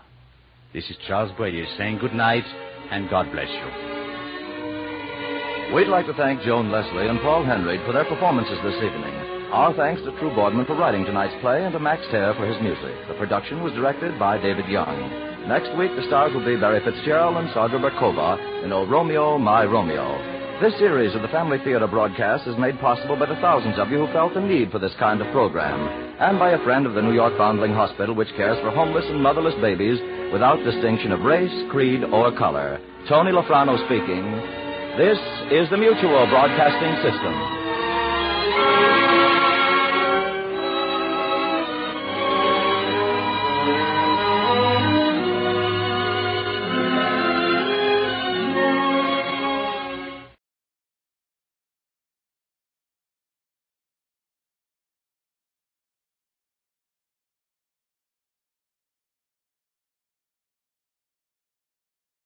CBS Radio brings you The Couple Next Door, written by Peg Lynch and starring Peg Lynch and Alan Bunce.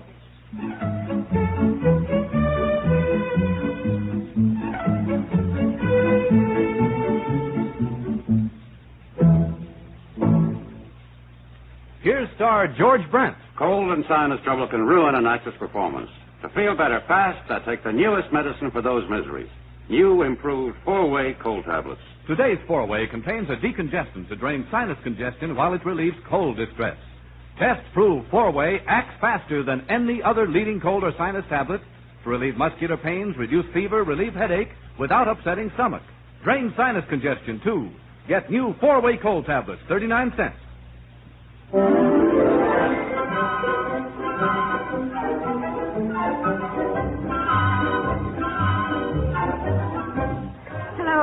I want to speak to Mr. Piper, please. Well, conference or no conference, Miss Brown, he'll have to be interrupted. Here it is 5 o'clock in the afternoon. We have 25 relatives coming tomorrow for Thanksgiving dinner and no turkey. Yes, I'll hold on. Thank you. Oh, really? Well, it's a good thing I happened to ask about the turkey. That's all I can say. I never gave it a thought, Aunt Effie, because he said to me a week ago, 2 weeks ago now, don't worry about the turkey. It's being delivered the day before Thanksgiving. Said he'd call the turkey farm. Well, maybe it'll still be delivered then. The day isn't over. And I expect this is a busy day for a turkey farm. And you said the turkey was all paid for. Yes, he won it in the office raffle. I had already ordered a turkey, and I canceled the order when he said he'd won a turkey. Oh, I tell you, these raffle things. Didn't we tell you about this huge freezer I won in a raffle? Brand new, but we can't even sell it. Even though we put an ad in the paper, it's just in a warehouse. We pay storage charges, if you can imagine. Mommy? Don't slam the door. Oh, hello? Hello? Yes. No. Mommy? No turkey at all. Don't bother your mother now, Betsy. She's talking No. to Daddy. But I wanted to tell her about no, the turkey. No turkey has been delivered. Aunt Effie and I have been here all Yes, day. it is, Mommy. That's what I came in to tell you. The Hold man on. just brought it. Did you hear that? It's been delivered. The turkey's here. Yes, dear. It's all right. Sorry to interrupt your conference. I was getting sort of frantic. No, Betsy says the man just brought it. Yeah. Well, you know, our luck with these raffle things, I thought something has gone wrong. All right, dear. Goodbye. Oh, well, nice to know 25 people will have something to eat. Yes. Gee, do we have to eat him? He's so cute. His eyes blink and he gobbles. I can see him through the bars of the crate. He gobbles? You mean he's alive? Yes, and he's just darling.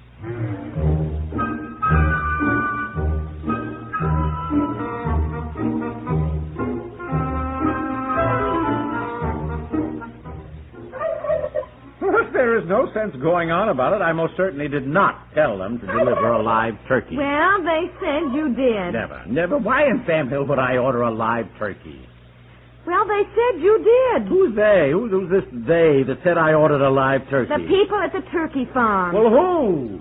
Who'd you talk to? I don't know who. 3 or 4 people who couldn't hear me and I couldn't hear them. The place was so noisy, and nobody knew anything about it anyway, and they hung up on me, and I called back. Well, the line was busy. I kept calling, and finally they answered.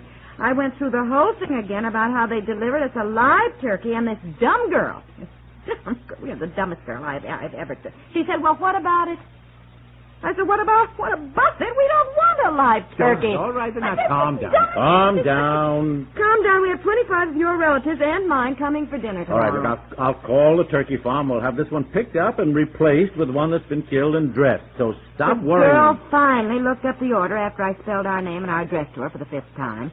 And the order for Piper, 13, Rainbow Lake, said don't kill, deliver Wednesday before Thanksgiving. But that is ridiculous, I tell you. I called them when I won the turkey in the raffle. You know, that was 2 weeks ago. And the girl I talked to said they'd send it right out. Well, I said, no, we didn't want it then. Yeah.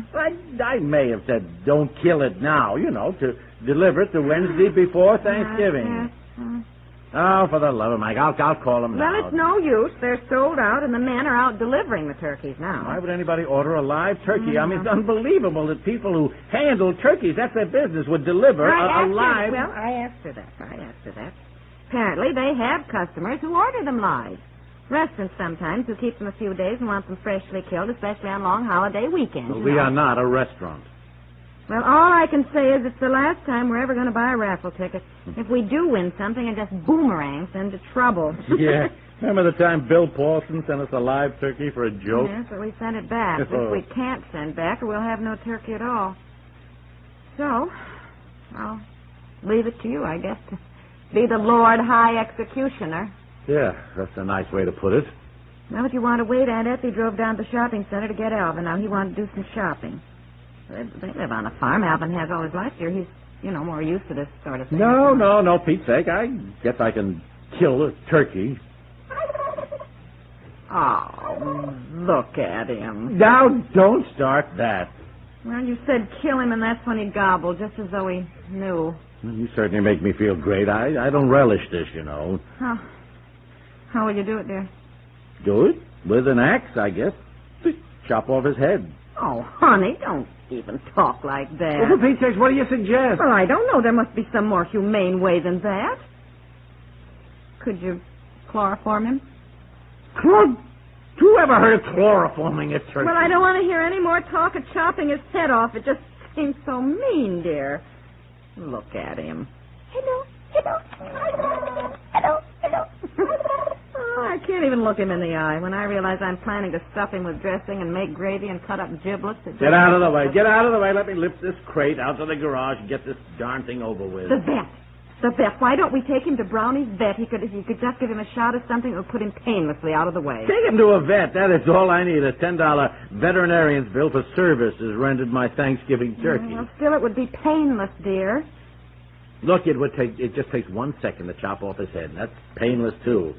Well, look, I better get something to pry open this crate. Get out of the way, will you, honey? I want to get into this bottom drawer here. My little crowbar's in here. And How do you know? Because I put it in there. Oh, no, I mean, how do you know it's painless to have your head cut off? Oh, now listen, will you? I read something recently that said when Charlotte Corday was beheaded by the guillotine, some observers swore that when the head was severed and fell, the eyes opened, and she said, "I am innocent."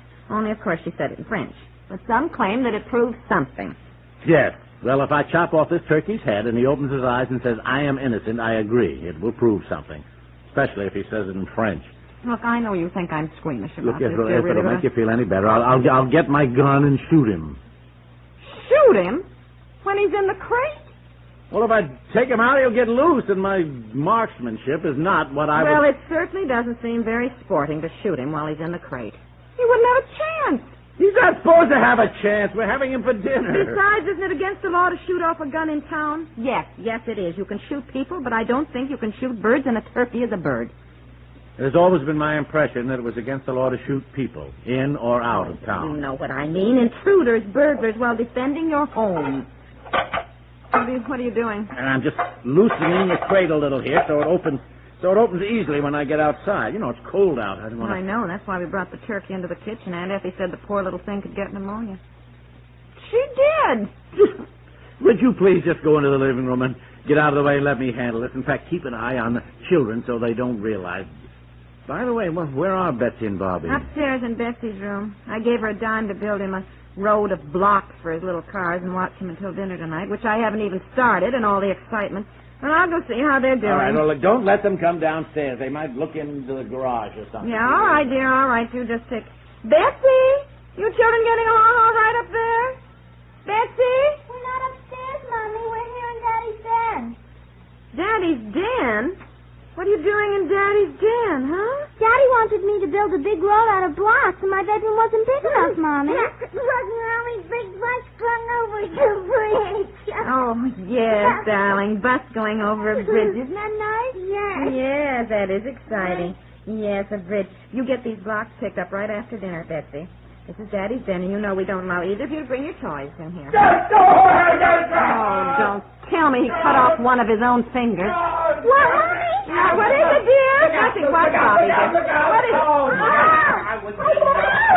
Grab him. Don't let him fly all over the house. Look, it's not quite so simple. You try to grab him. Well, how did he get out? Oh, look, I only took one small door. I was going to do the rest when I got outside. I just turned my back for 1 second. Whoosh, he was out and he sailed right past my head into the dining room.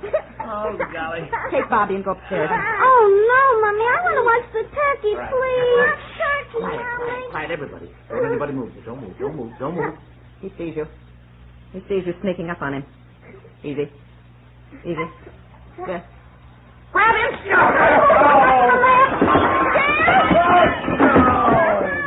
left him, Daddy. Oh, Daddy, are you hurt? Your lip's bleeding. Go upstairs, Betsy, and get the first aid kit. Oh, now where did the turkey go?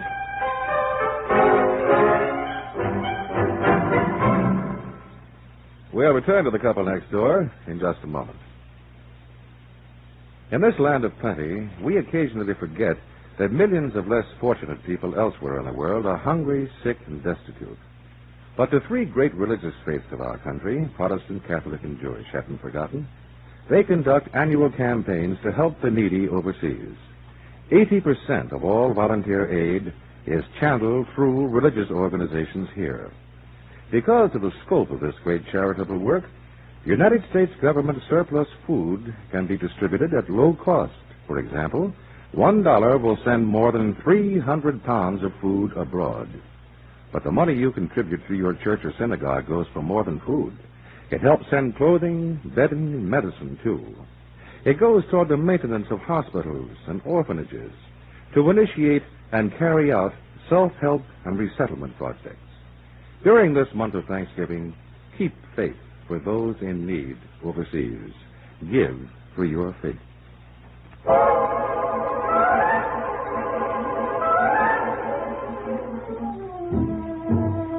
we're going to need more boiling water if we expect to get all these pin feathers out. Sit still, Aunt Effie. I'll heat them. No, dear, you sit right there. You've had a more exhausting day than I have. I'm sorry, but I tell you, when Alvin and I walked in the front door and saw you two leaping around the living room trying to throw a pillowcase over that turkey's head. Well, I'll confess the humor of it escapes me at the moment. Are you using the tweezers? No, you can have them. I never knew a turkey had so many feathers. My eyes, my back just ache. Oh, look at this kitchen. Well, we'll pick up the mess when we're all through. Why don't you put some ice on that lip, dear? You look as though you've gone 6 rounds with Joe Louis. I put ice on it. It's puffed up anyway. At least it doesn't hurt anymore. I'm glad Alvin killed the turkey. I tell you, when you first yelled, I had a vision of you with that axe you never used. And I thought, oh, he has lost a finger or a hand or a foot or Look, something. I'm worried about that myself. I feel lucky to come out of this with just a cut lip. Oh, boy, look at it, though. Oh, there's a car turning in. Alvin and Betsy must be back from the movies. Yeah, well, it's about time. You know, I really don't approve of Betsy going to the movies at night. Neither do I, dear, but tomorrow is a holiday, and she was so upset about the turkey being killed. And I thought it would take her mind off it. Well, Alvin just dotes on Betsy. He's crazy about children anyway. I know. I think I better start sweeping up these feathers now. The place looks like a down quilt factory. Oh, isn't Just it? roll the papers up, dear. That's why I put newspapers all over. Yes, I know. Oh, look, don't let him come in this way. The wind will blow the feathers all over. Yeah, Betsy, don't come in. Alvin, go around. Go around. Betsy! Close that door. Will you close that door? But Uncle Alvin is still out. Oh, yes. Oh, Alvin, don't come in this way, dear. Go around to the front door. But it's beautiful, like it's snowing in the kitchen. Come on, let's sweep them up. Oh, dear. Boy, I sometimes wonder if the Pilgrims had any idea what they started.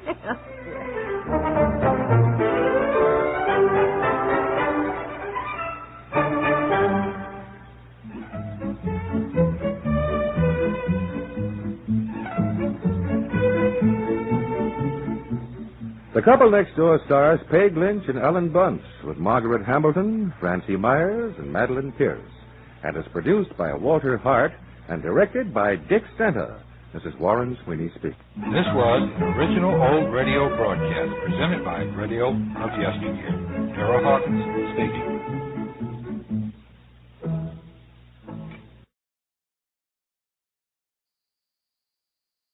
From Hollywood, the George Burns and Gracie Allen Show for Hormel and Spam.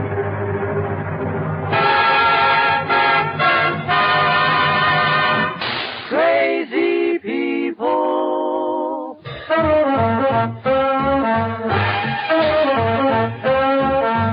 Spam, rebop, boom, spam. George Burns and Gracie Allen are the show and his orchestra, singing glee with a smooth East Street. Last but not least, with Bud Heaston.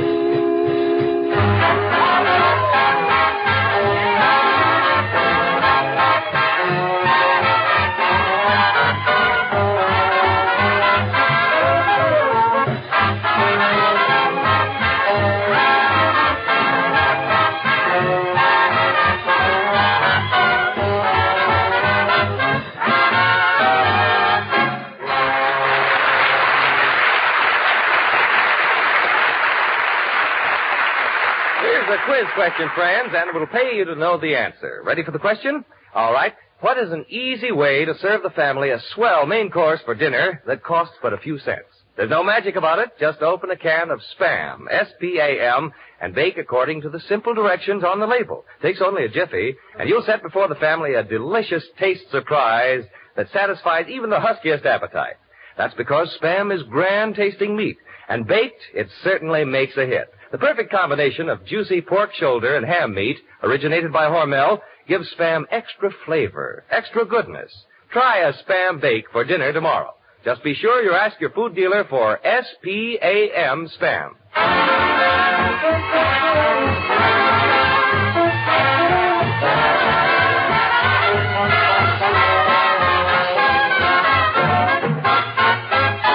And here they are, the stars of our Big Happy's family, George and Gracie.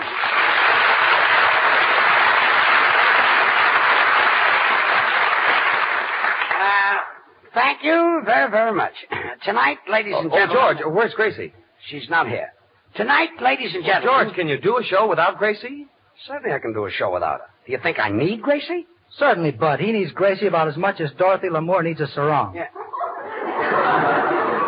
Oh, yeah? Well, listen, I happen to have a lot of talent, and... Well, I'll answer you later. Hello? This is Spam's meetup. Gracie Allen speaking. Gracie, where are you? We're doing a broadcast, and you're supposed to be here. I couldn't get down on account of my granddaddy's very sick. He was on the floor all last night, and we're awfully worried. He was on the floor? Yes. What about the bed? Well, we couldn't use that. We had a party here last night. Where could we put the hats and coats? Well, Gracie, where's your granddaddy now? He's down in the kitchen with a temperature of 105, and we're awfully He has worried. a temperature of 105? Yes, and we're... Well, why'd you got him in the kitchen? Well, he's defrosting the icebox. Your granddaddy's in the Frigidaire? For 7 hours. Well, aren't you afraid he'll freeze? Oh, that's impossible. Every hour we open the Frigidaire and ask him if he's cold. He doesn't answer. Look, Gracie, we're doing a broadcast. Really? What station? I must listen in. Well, never mind. That's a smart idea, putting a man with a temperature in a Frigidaire. I suppose to cure him, they'll put an ice pack on his head and a hot water bottle on his feet. Oh, George, all they need to use is a can of Spam. Can of Spam? Sure, cold or hot, it hits the spot. Oh, yes. But you're a regular Dr. Kildare. Look, everybody, not that I need Gracie, but I think we ought to go over to Gracie's house and do the broadcast. Might make an old man happy. Well, if it's going to make you happy, George, let's go. Oh. Quiet. Bueno, podemos hacer una cosa. Yo tengo un carro nuevo. Si quieren, yo back again, puedo folks. llevar Yes, allá. guitar player, I know. What is it, Senor Lee? Why don't you drive down in my car? I just got a brand new rooster. A rooster? Si, senor. A car made by General Motors. And it's not General Motors, it's General Motors. Oh.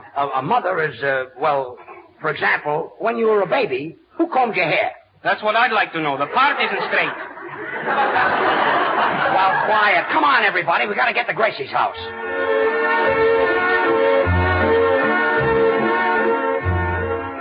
Oh, well. Here we are at Gracie's house. I'll ring the doorbell. George, you better knock on the door. The bell doesn't work. Well, this is the house, all right. Oh, hello, George. When did you get here? Well, I give up. Hello, everybody. Gracie, do you know that you're not all there? I know. I just had my tonsils removed. Tonsils removed? That annoys me. That's all I've got. Say, Gracie, what's the matter with your granddaddy? Oh, he doesn't take care of himself. He inhales cigars. Well, what's wrong with it? Well, most people just inhale the smoke. Look, Gracie, you'll have to excuse me if I run away just before the broadcast is over. You see, I've got a date with a little redhead, and she won't wait. Where? A redhead? Say, Poopsie, how do you get all these gals? Well, why shouldn't he? George is a good dancer. He's a swell dresser. He's romantic, spends lots of money. Continue on next page. Artie, don't read that part. Well, come on, everybody. Say, Right Gracie, through this long... Gracie, what is this? You've got barbed wire on the banisters? Well, you know my granddaddy likes to slide down the banisters. Oh, I see, and that stops him. No, it doesn't stop him, but it slows him down a bit. I think I know what you mean. It is. It isn't. It is. It isn't. It is. No, it isn't.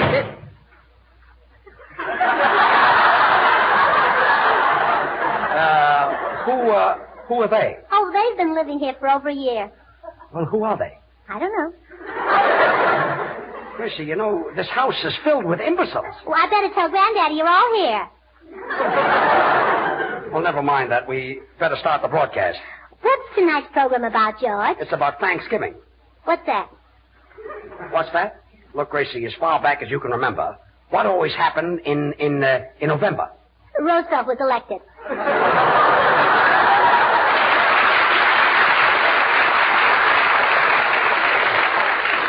Well, I'll try to explain it to you. All right. You see, in 1620, the first Americans arrived in a new land to make a fresh start. Uh-huh. They decided to build homes. And do you know one of the first things they did? They applied for FHA loans. FHA loans didn't come until 300 years later. Well, you've got to go through a lot of red tape before you get the money. Anyway, these people were called Puritans. What's that? What's that? Did you ever read of those people who suffered and were punished in stocks? Oh, in 1929, some of my best friends were Puritans. Well, anyway, these people were so grateful for finding a freedom in a new country that they killed a turkey and called it Thanksgiving. Oh, what a cute name for a turkey. And the custom still remains. Even today, we chop the heads off turkeys. How can you knock off all their heads at once? A turkey only has one head. Then where do all the necks come from? Last year, my sister got a neck, my brother got a neck, my uncle got a neck. Oh, well, this is the end. That's the part my daddy got.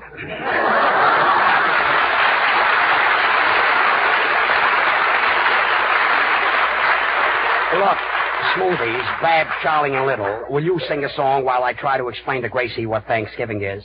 Please.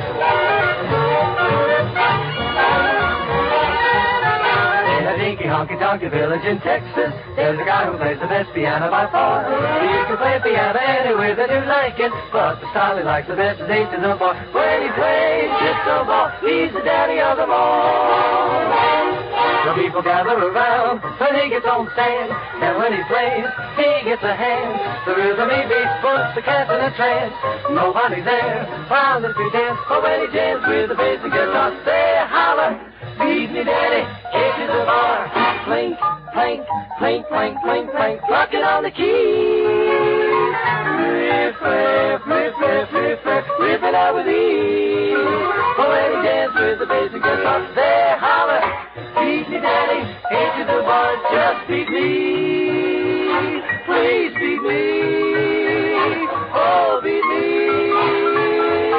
Just listen to the beat, they're playing 8 to the bar. The hooky bug is gonna give you the hunky-hunky style. Well, not upset you piano man, now beat it, daddy, 8 to the bar. Oh, rockin' in rhythm, well, all right. And the Jones rockin' with them, well, all right. Feed me 7 to the bar, boy. I want an off-beat kick. I got the boogie-woogie style and I'm swinging on a gate. Well, all right. I got the solid rhythm in me and I got to syncopate. Well, all right. Now that everybody's happy, there's nothing left to do. So, Mr. Piano Man, we're gonna leave it to you. Well, all right. Feed me, daddy, daddy, feed me. 8 to the bar.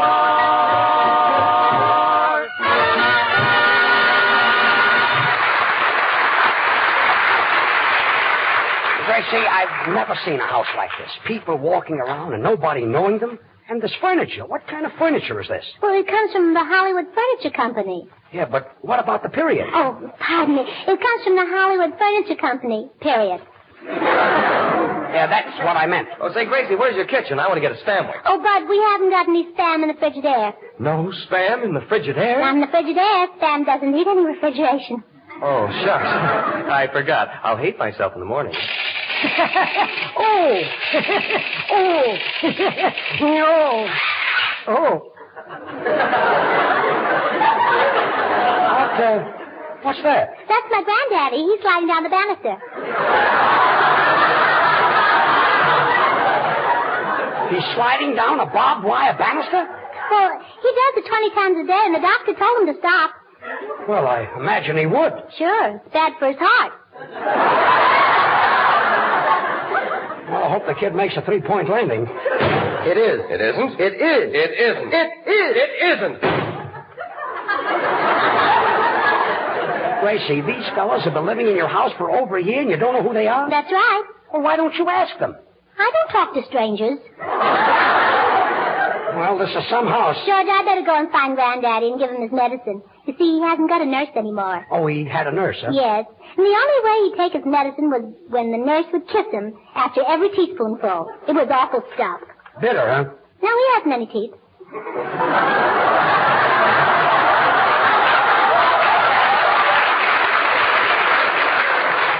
Well, let's get this over with. All right, let's find your granddaddy and give him this medicine. Boy, what a house. I've never seen. Hey, Soundman, 4 years in Harvard. Why are you sitting out in the hall all by yourself, soaking? A big Harvard-Yale game this year, and I won't be there. Well, why don't you go? Not after the sad experience I had last year. There I was at the stadium. It was the last quarter. The score was 0-0. Just as Yale was making a touchdown, somebody stuck a gun in my back and held me up. Well, there were millions of people there. Why didn't you yell? What? And have them think I was rooting for Yale? Oh, come on, Gracie. Hey, George. When you meet this little red-headed girl tonight, why don't you take her to the Follies Bergère? It's a swell show. Those girly shows are all the same, Artie. Take away their feathers and their little umbrellas, and what have you got? High blood pressure. Oh, quiet. Well, here's Granddaddy's room. Well, look, Gracie, before we all go in, what's the matter with your granddaddy? Well, we really don't know. In the middle of the night, we heard strange noises, and we ran into Granddaddy's room, and there he was shaking all over. He was shaking all over? Yes. Well, what did you do? What did we do? We sent for a doctor. Well, what did the doctor do? Well, he took the Madame Lazanga record off the Victrola, and we all went back to sleep again. Kid has probably got lumbatism. Hiya, Grace. Hiya, Grandpa. Well, what's the matter, Grandpa? Don't you feel well? No, Georgie boy. Say, hand me that picture of Hedy Lamarr on a sleeping tablet. Well, I can't find Hedy Lamarr's picture. Do you want this one of Van Sheridan? No, I'm saving her until I feel better. Yahoo! Well, wait, Grandpa. I'll look in this closet. It is. It isn't. It is. It isn't. I can't say. Gracie, can't somebody else in your family give him the medicine? I've got a date with that little redhead. Well, my mother's at her sewing club, and my daddy went downtown to vote, and my Your brother... daddy went downtown to vote? Yes, and my brother... The election was over 2 weeks ago. I know, but my daddy's a Republican, and he never gives up.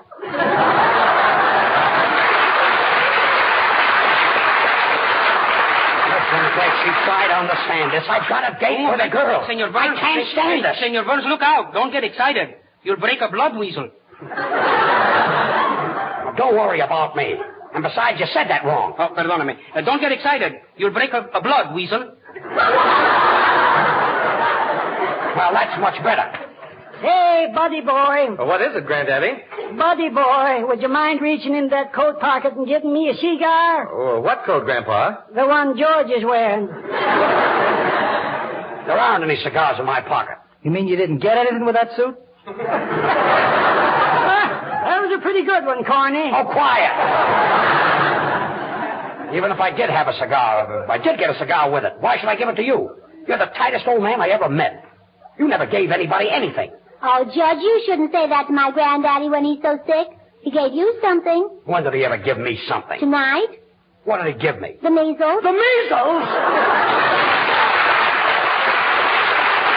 Now, Artie Shaw, his clarinet, and his boys will give us sugar. Oh, that Gracie. But if your granddaddy had the measles, he shouldn't have kept it a secret. He didn't. He's been spreading it all around. Why do they ever go into this crazy house? Oh. Gracie, what's that? She's practicing up in the attic. Who's practicing? My grandmother. Your grandmother? Gracie, will you tell your grandmother to stop? We can't continue talking if she's going to make all that noise upstairs. Well, this is the craziest house. Listen to that. Beat, beat, beat, beat, beat, beat. Meat, eat, meat. I say there, lady, when a shopping you go, here's some news that you should know. Help me out, George. I've gone this far. I'll beat it out, bud. A2 at the bar. Spam is the meat that you should buy. Spam is different, and here is why. We use pork shoulder to make Spam sweet, and the ham it takes for extra good meat. The extra good flavor that you get in Spam got there, folks, 'cause we added ham. Hormel started this new kind of meat, seasoned it better, made rated brand to eat. I say, Senor Burns, serve spam for lunch. This delicious meat is good to crunch. Look, Senor Lee, it's crunch, not crunch. Crunch, crunch. Crunch, crunch. You'll buy it all the time if you try it once. To get the real thing to put on your table, look for this sentence on the Spam can label. Pork shoulder meat with ham meat added. Proof that Spam is really different. My, that doesn't fit. Yeah, that's right, Gracie. That's the worst one yet. Nothing is just like Spam, my friend. And so with this, our poem ends. When a shopping you'd go tomorrow, ma'am, ask for S-P-A-M Spam. Slice it, dice it, fry it, bake it, cold or hot. Spam hits the spot.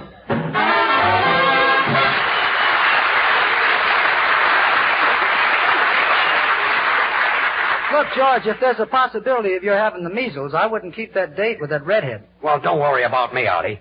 I'm going out right now and get myself inoculated. Well, why do it tonight? Why don't you wait until New Year's Eve? Look, Gracie, inoculation prevents sickness. You see, millions of germs can live on the head of a pin. How can they eat that stuff? They use a knife and fork. Oh. Well, I'm going to get out of this house before it's too late.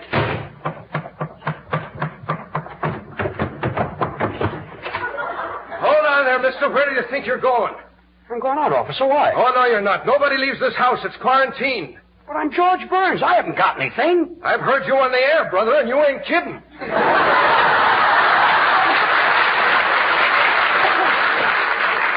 Let me tell you Get something. back in there. Well, this is a fine thing. And I've got myself... Oh, look who's here. Hello, George. Are you back from your date already? Did you meet that girl? Did you kiss her? Gracie, I was stopped by a cop. Oh, that's what always happens in those parked cars. I knew you'd understand me. Once I was in a parked car with the freshest fella, and you know what he said to me? Will you be reasonable? That's what he said to me. Oh, stop. That's what I said to him. Gracie, I didn't even get out of the door. There's a cop outside. He says your house is quarantined. He's crazy. It's stucco. Well, never mind. I'll see you later. I've got to keep this date. I wonder where this door leads to. Oh, wrong door. Isn't that silly? The broom closet. Oh, look who's here. Hello, George. When did you get back? Did you have a nice time with the little redhead? Gracie, I was in the broom closet. Oh, her husband came home, huh? Look, I'm trying to get out of this house of yours. Well, I've got an idea. Let's do what they do in the movies. Now, I'll tie this bed sheet around you and let you out of the window. Say, that's not a bad idea. Here, put it on me right here. Oh, then I'll tie this end to the bed. All right. All ready, George. Climb out of the window. Well, here I go.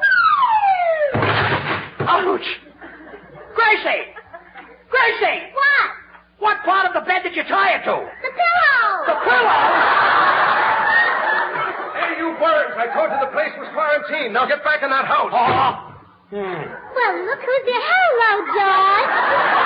Are you back from the date already? Did you have a nice time for the redhead? See, I almost killed myself. I just went through that window. Oh, her husband came home again, huh? You know, you could use another ounce of brains. Not me. I'm overweight now. No matter where I go, that cop is there. I wish he'd stick to his beat. Stick to his what? Beat. Meat. Spam is the meat that you should eat. The spam is, I know that. You should try. I know that, but we've done it before. This poetry is going from bad to verse. Oh. It's just a little slip. Look at me. I'm filthy. How can I get washed up? Just keep on telling those jokes, brother. Gracie, where's the washroom? Right down the hall. You can't miss it. It's the one with the gasoline pump in front of it. Gasoline pump? Sure. My grandmother's a tourist, and we like to make her feel at home. Well, I'll go in there and get cleaned up. It is. It isn't. It is. It isn't. It is. Wait a minute. All you guys have been doing is arguing. What are you arguing about? I claim this Thursday is the real Thanksgiving, and Joe says it isn't. Well, it is. It is. It is. Okay, still. Gracie, I've got to get out of here. Well, George, why don't you go up on the roof and fly down the drain pipe, and then when you get to the yard... The drain pipe? Yeah, when you get to the yard... The drain pipe? Oh, pardon me. I was Senor Lee last night. Oh. Keep on going out with him and you won't be able to speak English. Senor Burns, when you say that, smile. Smile? Yes. S-M-E-L-L. Smile.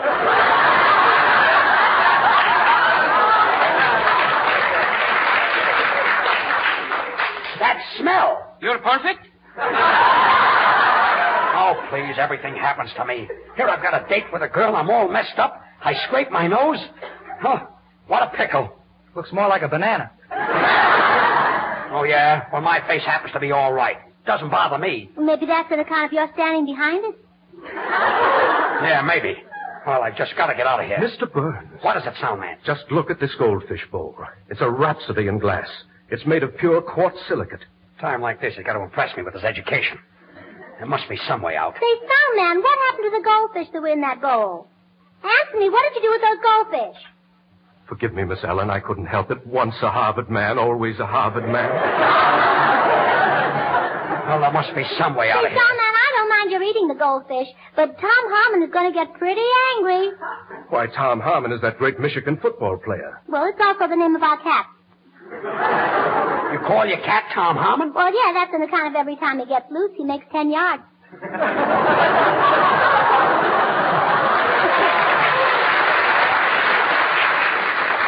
Hey, wait a minute. Why didn't I think of this before? Gracie, where's the chimney? Right there. Well, goodbye, everybody. Goodbye. I'm going up the chimney. What a guy will go through for a woman. Well, here it is. I'm out. There's the blue sky. Blue sky nothing. That's my uniform, you see. Get back in there.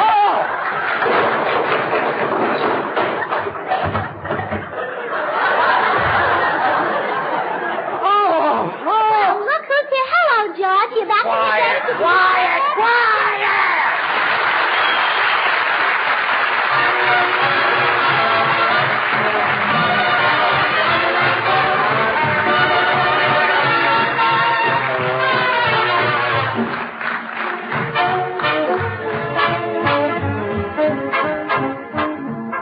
Will some one person in every family listening tonight do us just one more small favor? All we want to ask is that you remind Mother to get a can of Spam when she goes shopping tomorrow.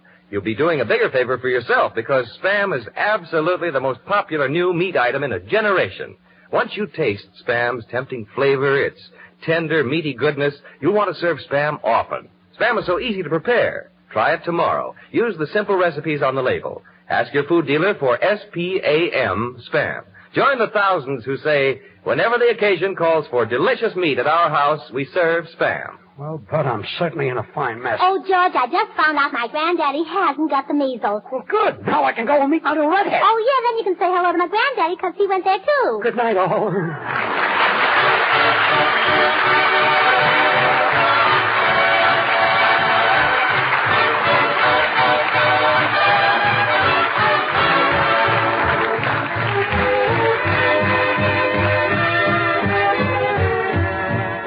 Join us again next week, same time, same station, for another Burns and Allen show with Artie Shaw and his orchestra and the Smoothies. Until then, this is Bud Heaston reminding you to remember that cold or hot, Spam hits the spot.